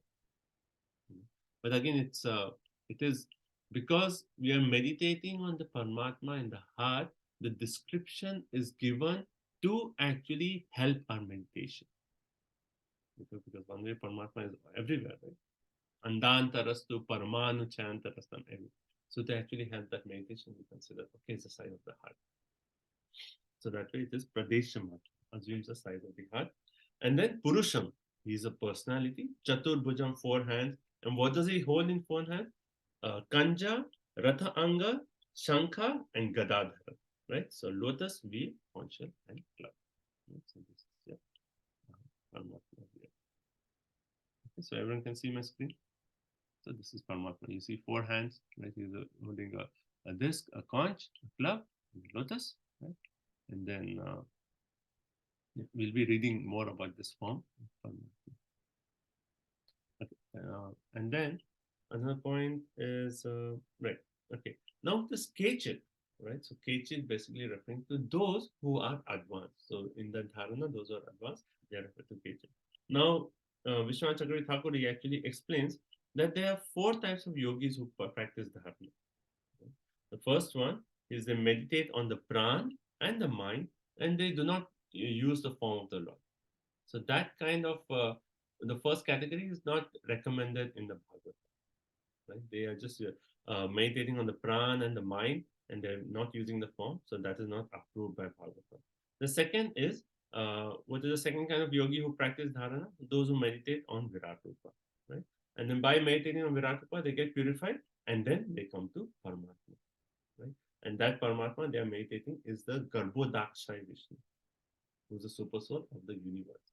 Right? So if you're meditating on Virat Rupa, the next higher, that Paramatma is Garbhodakshaya Vishnu. Then the third form is they meditate on Virat Rupa, and then they actually meditate on the Lord in the heart. Right? That's the third thing. And the fourth kind is they are pure in heart already. By reaching that stage of dharana, they are already pure, and they actually just meditate on heart. So this kind of what description we are reading is actually saying about those Kechit. Vishwanath Chakravarti Thakur is saying is talking about the fourth one. They are already pure at this point, and hence they can meditate on Paramatma. And why is that important? Because in the last verse of this section, text number 12, we'll read about some exchanges that the Paramatma is having with the person. And that can happen only for one who is actually pure. Is it okay? Can you explain that again? You understood 4 categories? No, can you say that one more time? Yes, Prabhuji, please, one more time. Yeah. So first is, so we are talking of 4 kinds of yogis who are practicing dharana, right? In the Ashtanga Yoga, that's okay. First point, right? So what is the first category? They meditate on the pran and the mind. Pran is the life air, right? And they are not focusing on any form of the Lord. Right? They're just going within, focusing on the life air, how the life air is situated in the body. That is one dharana, but that is not approved by Bhagavatam, this kind of dharana. Second is those who actually meditate on Virat Rupa. And after they get purified by meditation on Virat Rupa, they meditate on the super soul of the universe, which is who? Garbhodakshaya Vishnu. That's second. Then third is those who meditate on Virat Rupa, and then they actually meditate on Vyasti Virat. Vyasti Virat is the Lord in the heart. In the fourth category is they are already pure in heart when they come to the stage of dharana, and they actually are basically referred to as Kechit. Okay, let's go ahead. Text 9. Prabhuji, I Yes. have clarification here. So there is another beautiful verse in Bhagavad Gita 8.9, Kavim Puranam Anishashitaram. So there, I put in the chat teacher, Prabhupada there is writing that the living entity is 1/10,000th tip of a hair, and the Lord is so inconceivably small, Anor Aniyansam, that he even enters into the heart of this particle. So what Prabhupada is referring here? Yeah, so see, that's the thing, that this is almost inconceivable, because how Brahma Samhita says, Paramanu Chayantarastu, even the smallest unit, Paramatma is there in that. See, This Paramatma is everywhere, within every atom, in between every atom, Paramatma is there. And then that same Paramatma is manifested also in our heart. But the description of the Paramatma in the heart, if you say he's like so tiny, like he's in a particle, enter into the heart of this particle, how will the yogi meditate on it? So hence it actually described the size of the heart, and then this is the feature. So meditate on this. Because otherwise it's inconceivable. Because Paramatma is within every atom, between every atom. How can we understand? He's all everywhere, Paramatma. That's what Brahma Samhita is saying. Paramanu Chantaras, every atom is actually Paramatma. But the description of the heart is focused here on the. so in that verse also Prabhupada is referring to Shirura Dakshaya Vishnu. Yes, Paramatma. Dakshaya Vishnu who actually enters who is the Paramatma in the heart of every living entity and also in every atom and within between every atom. Thank you so much, Babaji. And also in the purport to text number 8, Prabhupada talks about like how these 4 symbols are there, right? And based on the position of the 4 symbols, there are so many different Vishnus. So I showed one image. So there was a particular combination how the conch. So if the conch is moved to a different hand, then it actually becomes a different form of Vishnu. So there are 24 different forms. And here Prabhupada says, so one beginning from the lower right hand. So 4 hands, right? Lower right hand and then up and down, right? So going up and down to the lower left hand. So going this way with lotus, wheel, conch, and club. That form is called as Janardhan. So it is just a position of these 4. But if the position changes, then there are different names. So it's Purushottama, Achyuta, Narsimha, Trivikram, Rishikesh, Keshava, and so on. So when we actually do tilak, what do you say? Om Keshava Nama, Om Narayana, Om Madhavaya Nama, Om Vaishnava Nama, Om Madhusan, Tirthaman. So they are all like Vishnu forms with these 4 paraphernalia in different positions. Okay, next verse. Text 9. Prasanna-vaktram nalinayate kshanam kadamba kinjalka pishanga vasasam lasan maharatna hiranmayan gadam spuran maharatna kirita kundalam. Translation Srila Prabhupada ki jai. His mouth expresses his happiness, his eyes spread like the petals of a lotus, and his garments yellowish like the saffron of kadam flower and decked with valuable jewels. His ornaments are all made of gold, set with jewels, and he wears a glowing headdress and earrings. Hare Krishna. Sorry for the grandkids are here. Disturbance. Sorry for that. Hare Krishna. So basically here it is actually saying Prasanna Vakram. So when you're meditating on this Paramatma, what is the form of the Lord? He has a smiling face. Right? He has a smiling face. The mouth expresses the happiness of the Lord. The eyes, how are the eyes? So beautiful, just like lotus petals. You know how in the description of a Gaur-Nita, it said the eyes are just like lotus, going all the way to the ear. So beautiful eyes. Right? Lotus eyes spread like petals of lotus. And then his dhoti is yellowish, just like the saffron of kadama flowers, and valuable jewels and glowing headdress, earrings, kundanam, and so on. Okay, text 10. Unitrarit pankajakarnikalaye yogeshvara stapita pada pallavam Shrilakshanam kostubaratna kandaram amlana lakshmya vanamalayachitam. Lotus feet are placed over the walls of the lotus-like hearts of great mystics. On his chest is the Kaustubh jewel, engraved with a beautiful carve, and there are other jewels on his shoulders. His complete torso is garlanded with fresh flowers. It's so beautiful, the first part. Unidra Rita. So the heart of the yogi is compared to a lotus. And on the lotus of the heart, the blooming lotus of the heart of the yogi, one is actually placing the lotus feet of the Lord. Right? So on the surface of the world, Asthapita, you place the lotus feet of the Lord. So you're actually meditating in that way. But on my heart, it is like a lotus. Because when you're inviting the Lord to sit, you want to offer him the best, and the best is actually considered a lotus. So that way, the meditation is there. And then it said that how Shri, the goddess of fortune, resides on the chest of the Lord. There's a Kastuba jewel, right? And then other jewels on the shoulder. And then one Malaya, the flower garland. And what are the qualities of flower garland? Amlana and Lakshmi. It's beauty and it is ever fresh. So where do we have a flower garland that is ever fresh? Radha Golokna we offer, right? So here it is ever fresh, and Prabhupada makes a point that all these things, paraphernalia of the Lord, they are identical with them. Right? There can be nothing material in them. Right? They are actually identical, they're completely spiritual. Okay, next one. Hare Krishna, Prabhuji. Yeah. Paravyoma, can you little bit explain that? It's also in text 8. Paravyoma. What is it? In the purport, it says, as such, in the Paravyoma, spiritual varieties are also distinguished from the material variegatedness.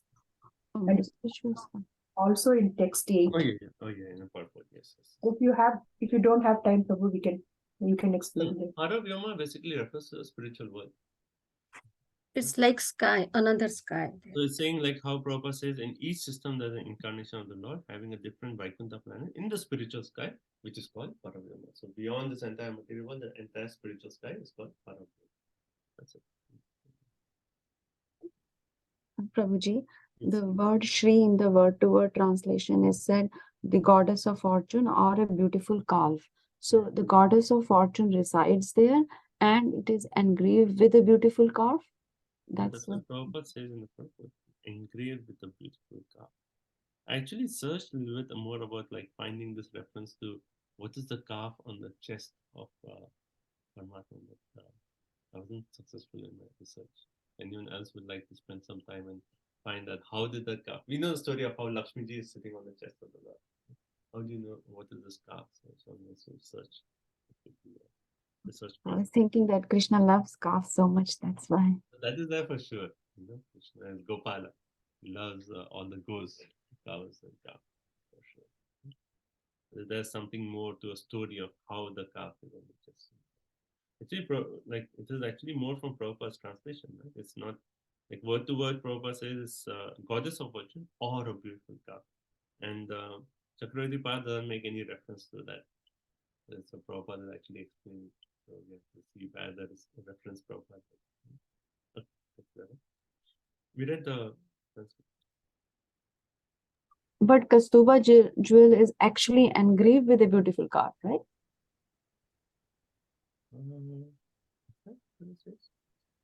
Yeah, on his chest is a Kastuba engraved with a beautiful calf. Yeah. I'm sure Srila Prabhupada can see, like maybe he's seeing it in his vision while he's writing this. He can see. So when Kastuba jewel is placed on, so it is not engraved with beautiful calf. It's not there.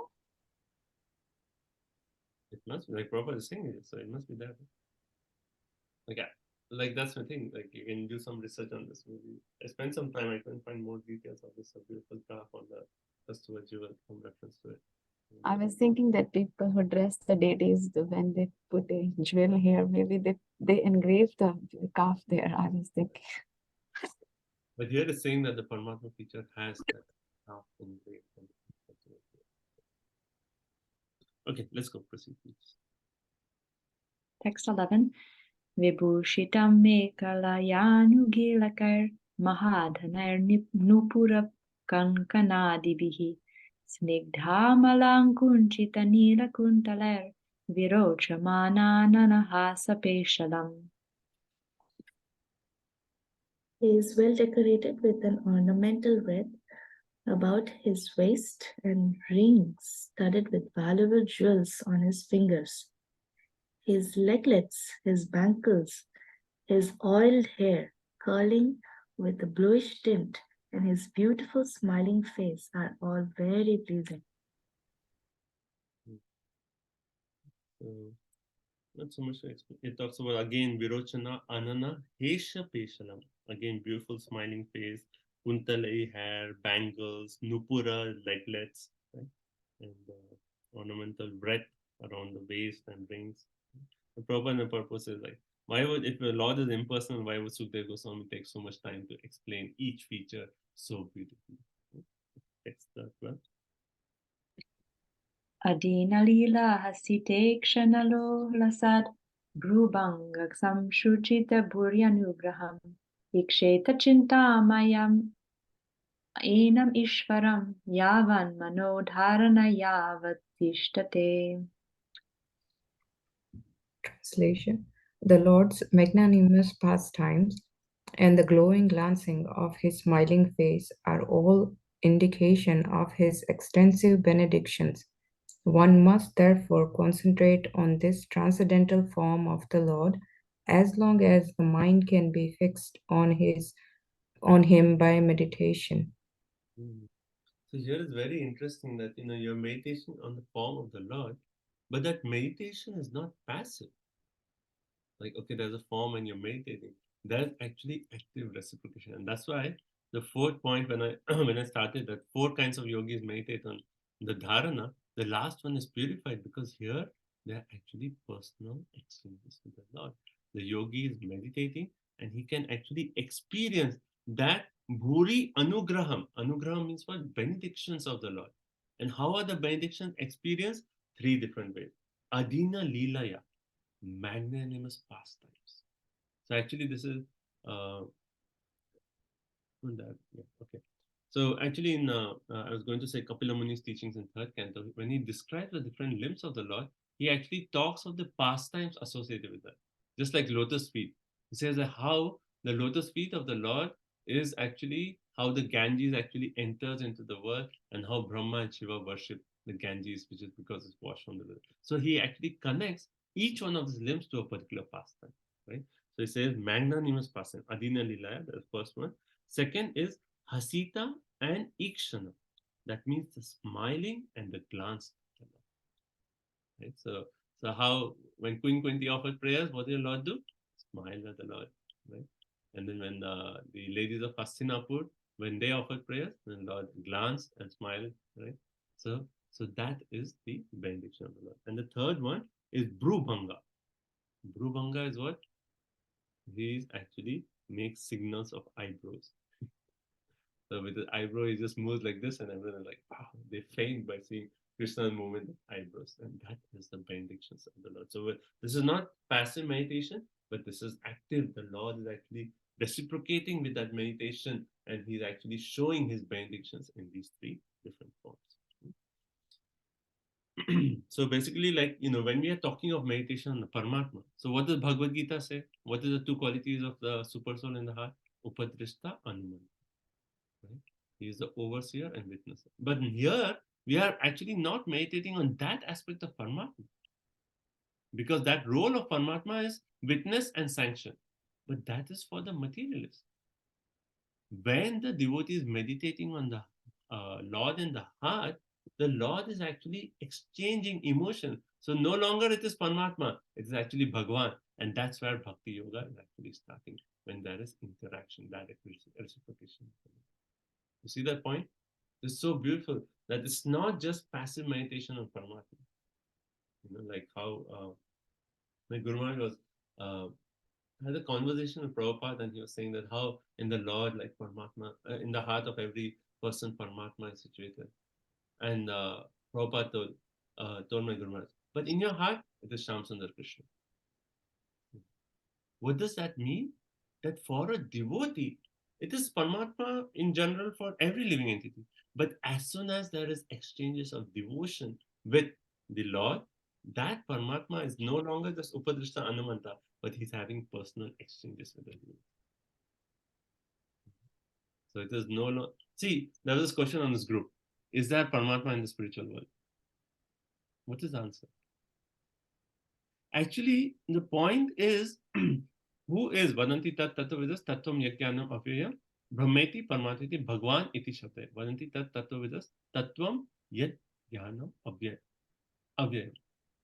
It actually says all these 3 aspects, Brahman, Paramatma, and Bhagavan, is referring to only one person. It's only one aspect. And based on what the devotee is actually realizing the aspect of that person, then it is Brahman Paramatma. If someone is just realizing the Sat feature of the Lord, then it is his Brahman realization. If he is realizing the Sat and Chit feature, then it is Paramatma. And if he is realizing Sat Chit Anand, then it is Bhagavan. But the same personality. Right? So when we talk of Paramatma in the spiritual world, the Lord in the spiritual world is actively reciprocating with the devotees. So there is no question of like not experiencing Ananda there. Like how I gave this example before, just like Gulab Jamun, right? Gulab Jamun, it has a smell, it has a form, it has taste, right? All three features are there. But if someone is like, okay, we are doing Bhakti Vaibhav, and if our spouse, both are here, if our spouse is cooking Gulab Jamun in the kitchen, and right now you're tied here, everyone is looking at you, you cannot go and taste it, but you can smell it. So that perception, you can only smell it. So that's like, okay, only Brahman realization. But after the class, you can say, okay, let's go. We can actually taste it. And you can see the form. You can taste it. Then you're going deeper in your realization. Then you're experiencing Paramatma and Bhagavan. Right? So same Paramatma feature in our heart, as soon as there's reciprocation, he's actually Bhagavan. Right here. He's right here in our heart as Bhagavan. And he's actually having active reciprocation with the devotee of him, with his devotees. Right? So it is not like a distant God. The Lord is right here in our heart. Krishna is right here in our heart. Right? He's actually interacting with us.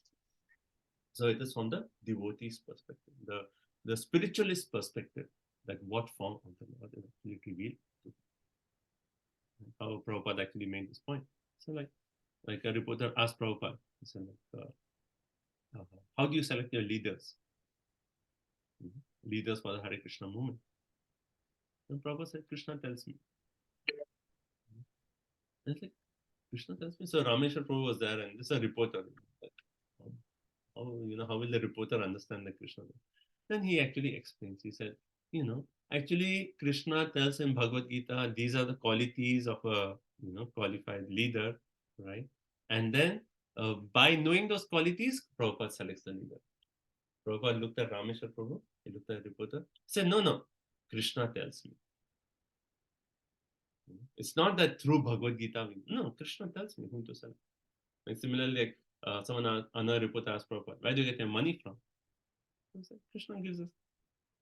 I said, how Krishna gives us? And the reporter was bewildered. Krishna gives you money? Yeah, he said, Krishna is in your heart as Paramatma. So if he inspires you to give $2,000, you will sign a check and give me $2,000 right now.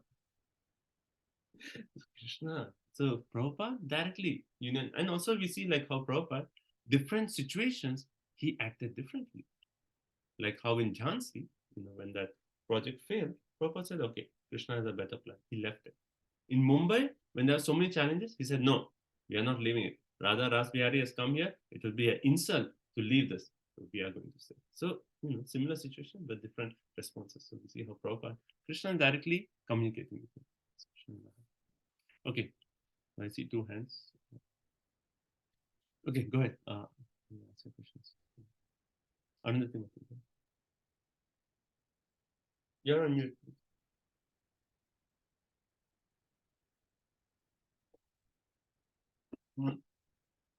Can you hear me now, Prabhuji? Yeah, okay. Yeah, Hare Krishna, Prabhuji. So when the devotee is more advanced and having exchange of emotions, then it will be two-handed Shyamasundara form in the heart. Depends on what is the Ishtadev of that person. Okay. So it doesn't matter. Like it depends on who is your Ishtadev, your most worshipful form. So Krishna okay. Yeah, thank you. I don't have the question. I just want to confirm what you said. So fourth kind of yogis, they are already purified. So when they are meditating on Paramatma, so three things happens. The pastimes are revealed. They see Krishna's smiling face.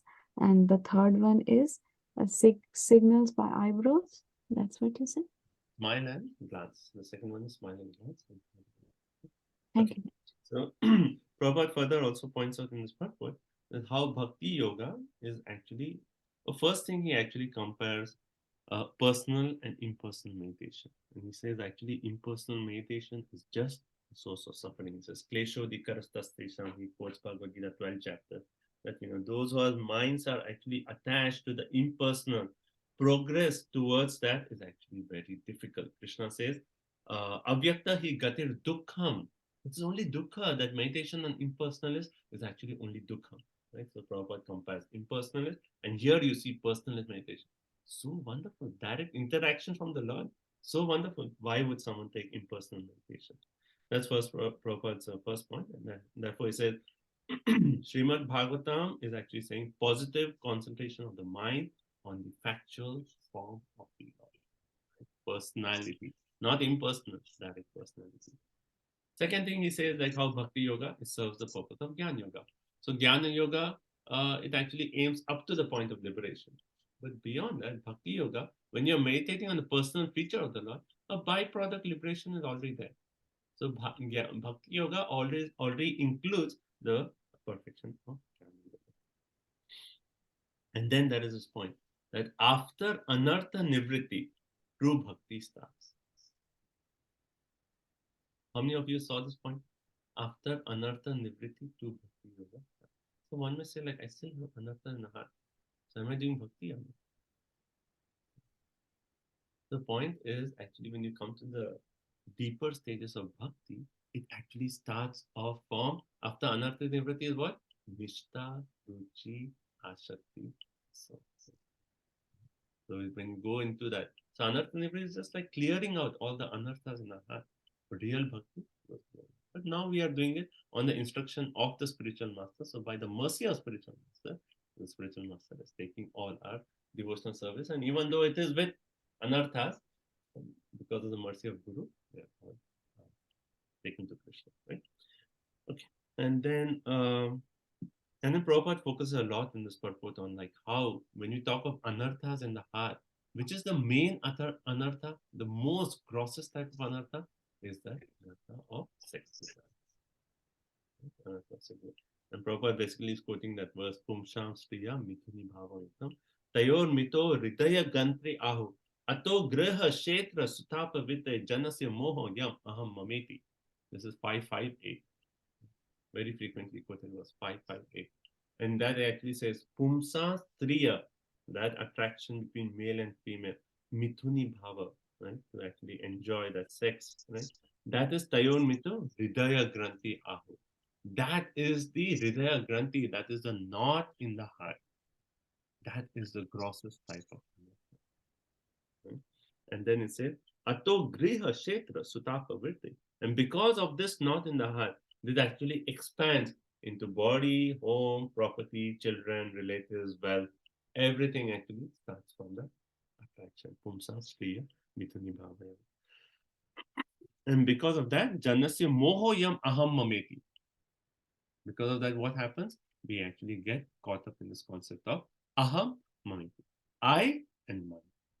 I and mine. All these false designations. But the root cause is the sex desire. And then Prabhupada says the sex desire is manifested in terms of three things. So one is a gross sex desire of enjoying sex. But in a subtle way, it actually manifests as profit, adoration, and distinction. Right? Profit, adoration, distinction. Because so,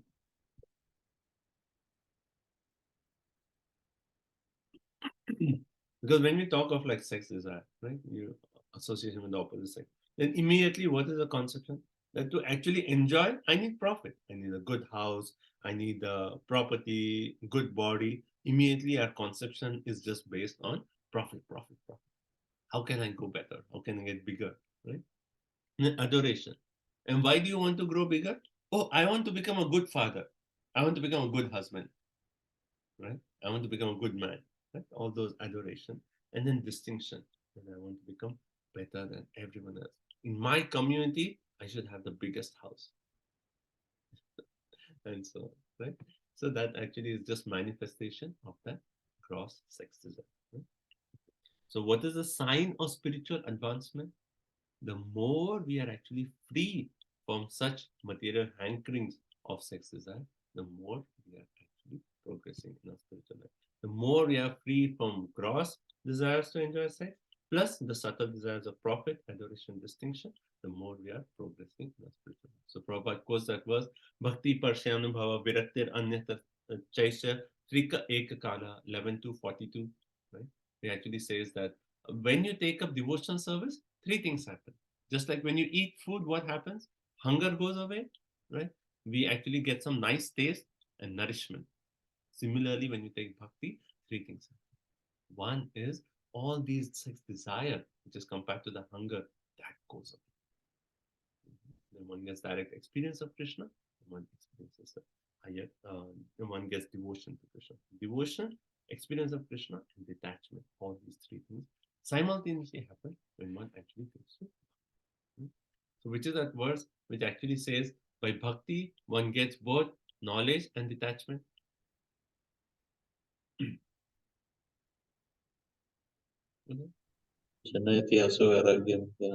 Vasudeva Bhagavati Bhakti Yoga Prajita Jayanti Asuvera Jnanam Chayat Ahitukam.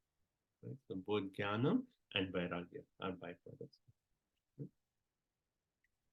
Now the other point, Prabhupada says, one who has sex desire, he should not accept the renounce order of life. If you are taking sannyas, you have to become free from sex desire. And how can you get free from sex desire? By meditation on the lotus feet of the Lord. If you're meditating on the lotus feet of the Lord, we can get free from sex desire.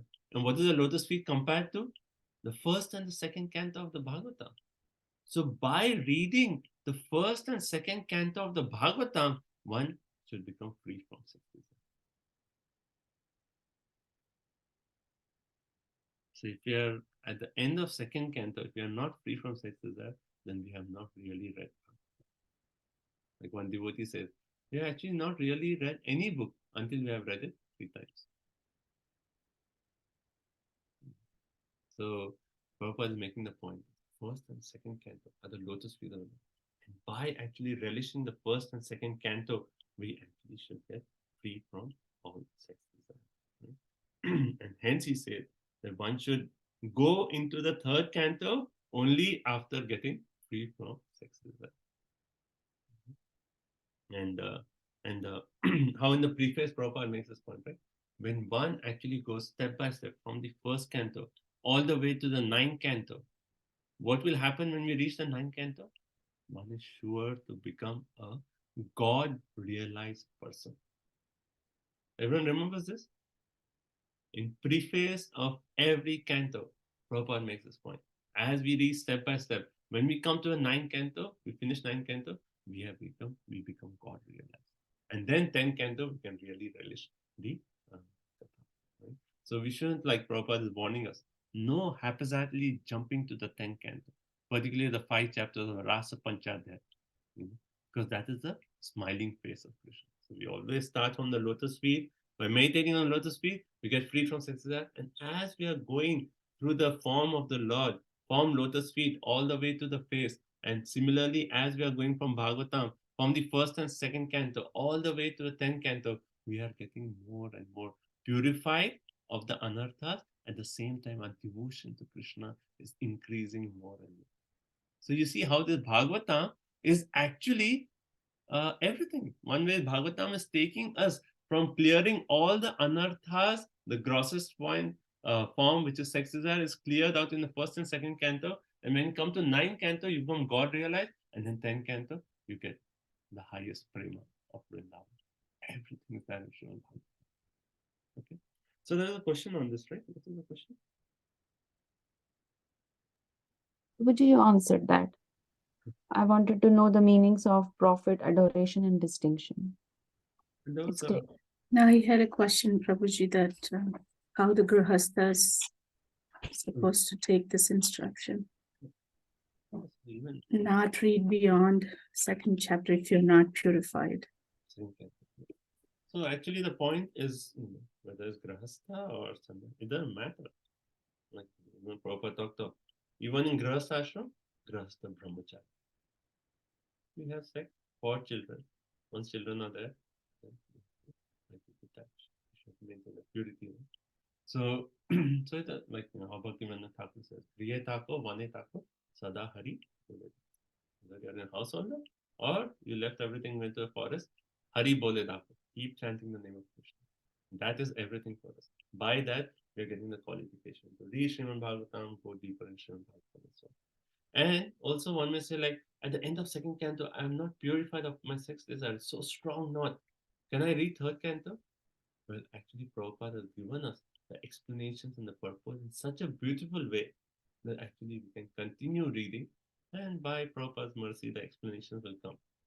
Actually, like even so, the beauty of Prabhupada's purports is that in every purport he adds tattva plus rasa. Even in 10th canto, where there's so much rasa, Prabhupada gives the tattva and rasa. Right? So both these fine. If without tattva we jump to rasa, then it is only sahajya. Right? Only sahajya. So we need both. First tattva and rasa. And Prabhupada is given in such a beautiful way all his purports that there is both combination of tattva and rasa. And then we can go from the first canto, try our best, dive deep into Bhagavatam, and pray by the end of the first and second canto we are free from sex desire. But if we are not, we actually pray to Prabhupada and we continue and we work on our spiritual life by Sada Hari Bodeda. Always continue. Is that okay?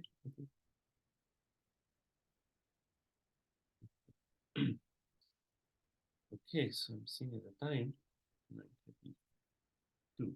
Okay, can we do two verses? And text 13. Ekaikashongani Indyanubhavayat Vadadiyavad Dashitam Gadabritaha Jitam Stanam Apoya Dharayat Param Shudyati Dhiryatayata.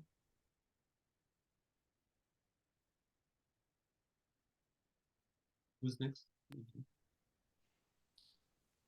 Is it Varsana Priya Mataji? I think she went, Mataji. Oh, okay. The process of meditation should begin from the lotus feet of the Lord and progress to his smiling face. The meditation should be concentrated upon the lotus feet, then the calves, then the thighs, and in this way higher and higher. The more the mind becomes fixed upon the different parts of the limbs, one after another, the more the intelligence becomes purified. What is after dharana? Dhyan, right? So difference between dharana and dhyan.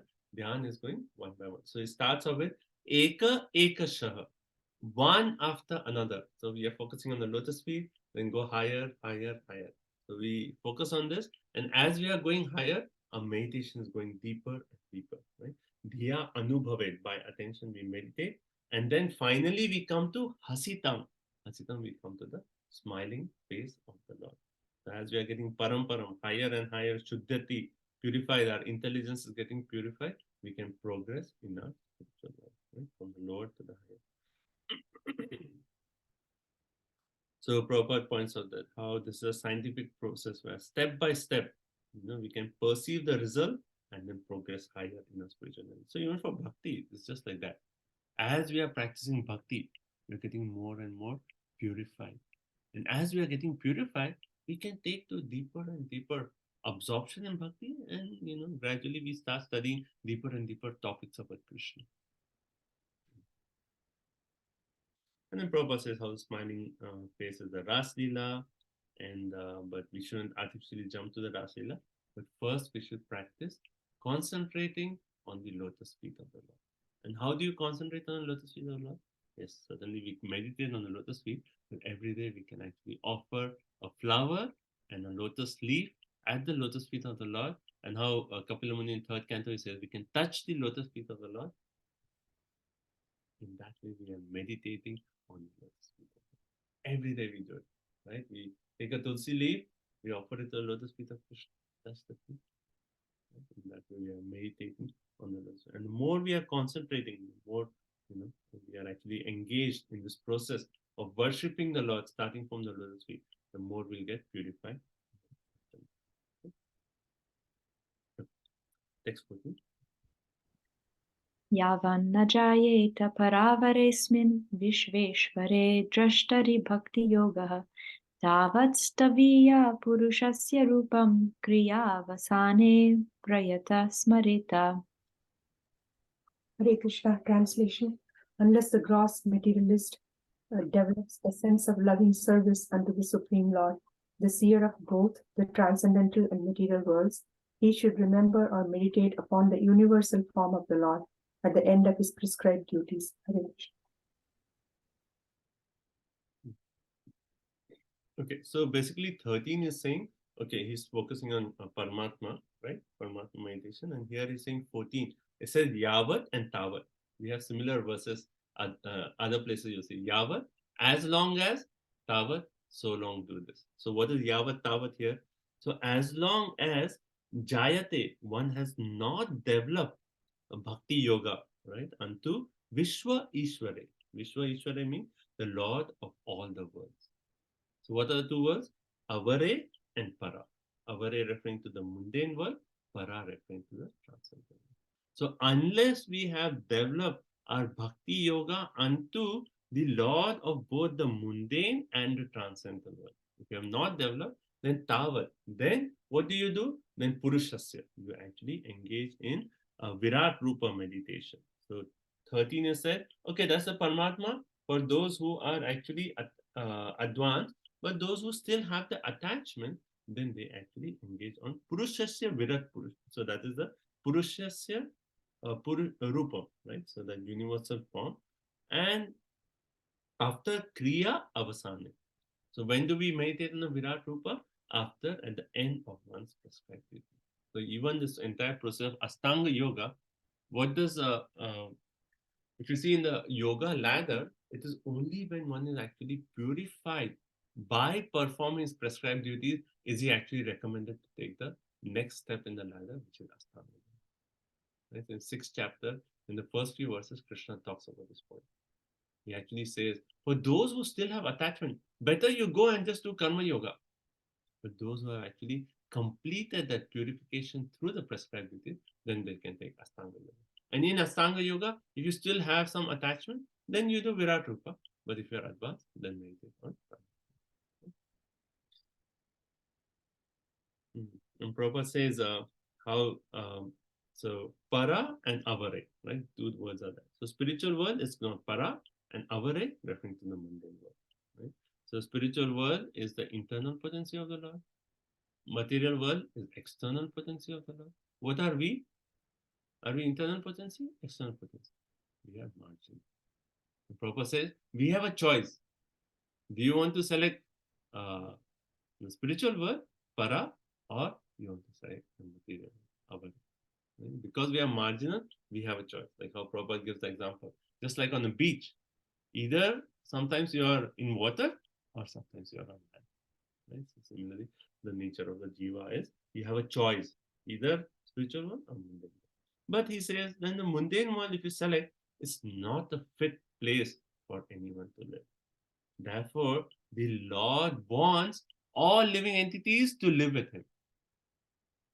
Krishna wants each one of us to live with him. So like, why this material world is just not a fit place to live?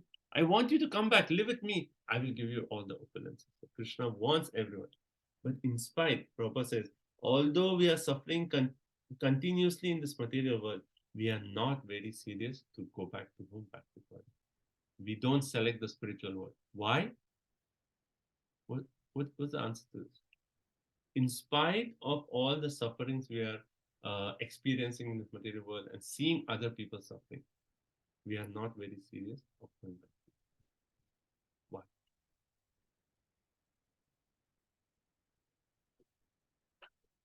Why? The sufferings, we don't take it as a suffering. Okay. That's a good one. That Maya is so strong that even though we experience suffering, there is this covering potency of it. Avarna Natmika Shakti. And by that we go through a suffering and then say, oh, it's okay. Now we are fine. Right? So even though we experience suffering, we don't remember that suffering. We also depend on the wrong things, different things, not Krishna. Even if some people are suffering, they're depending on, okay, my family is going to support or get me out of this, or something else will help me, but not Krishna. In spite of experiencing suffering continuously, we are not serious of going back to God because we think that, oh, someone else will save me.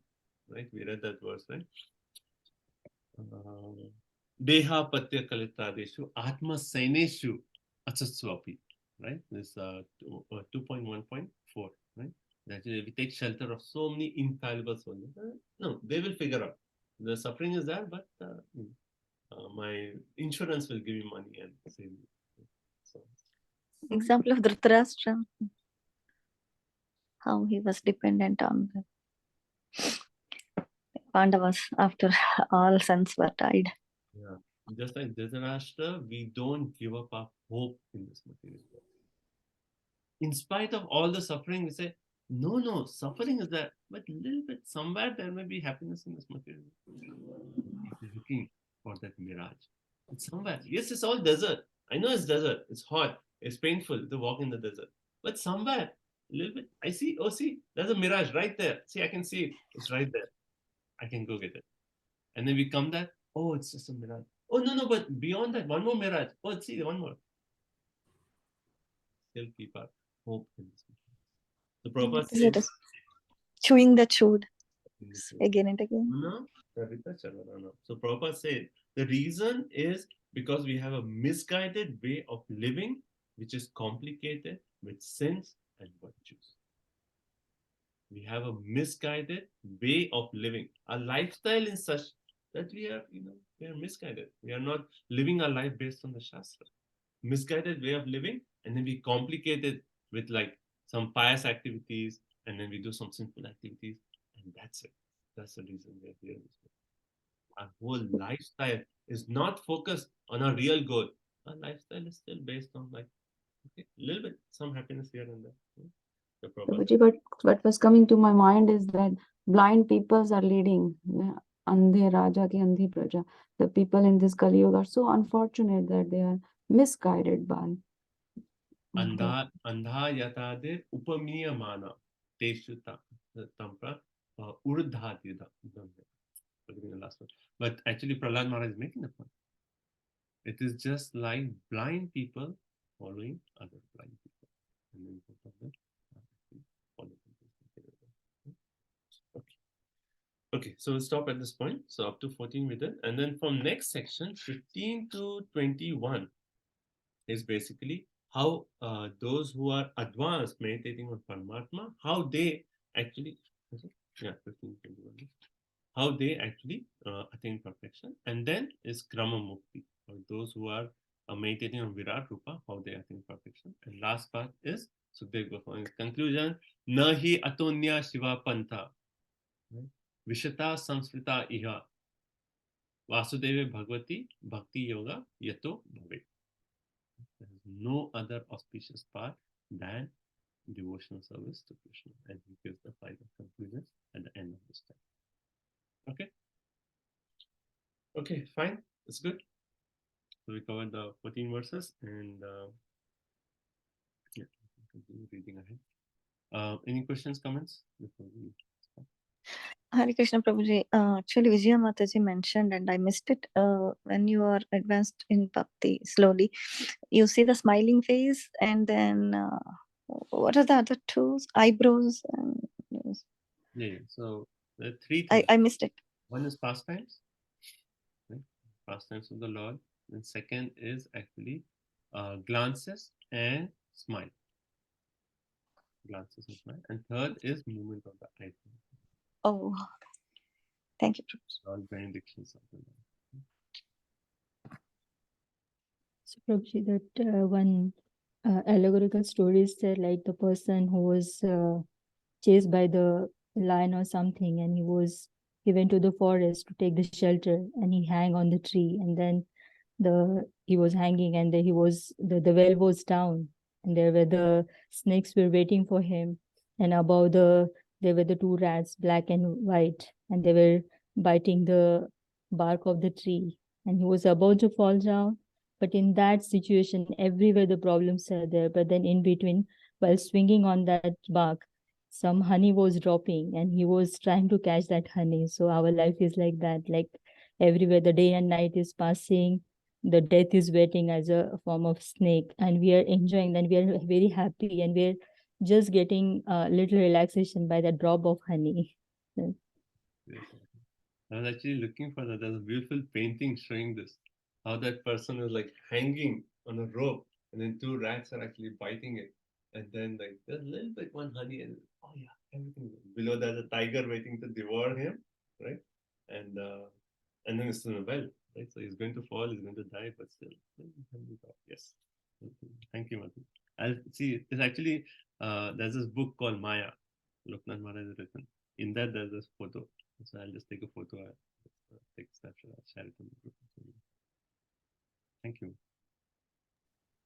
I was also thinking of the analogy of the camel chewing the thorns and enjoying the taste of his own blood. He's actually bleeding, but he's.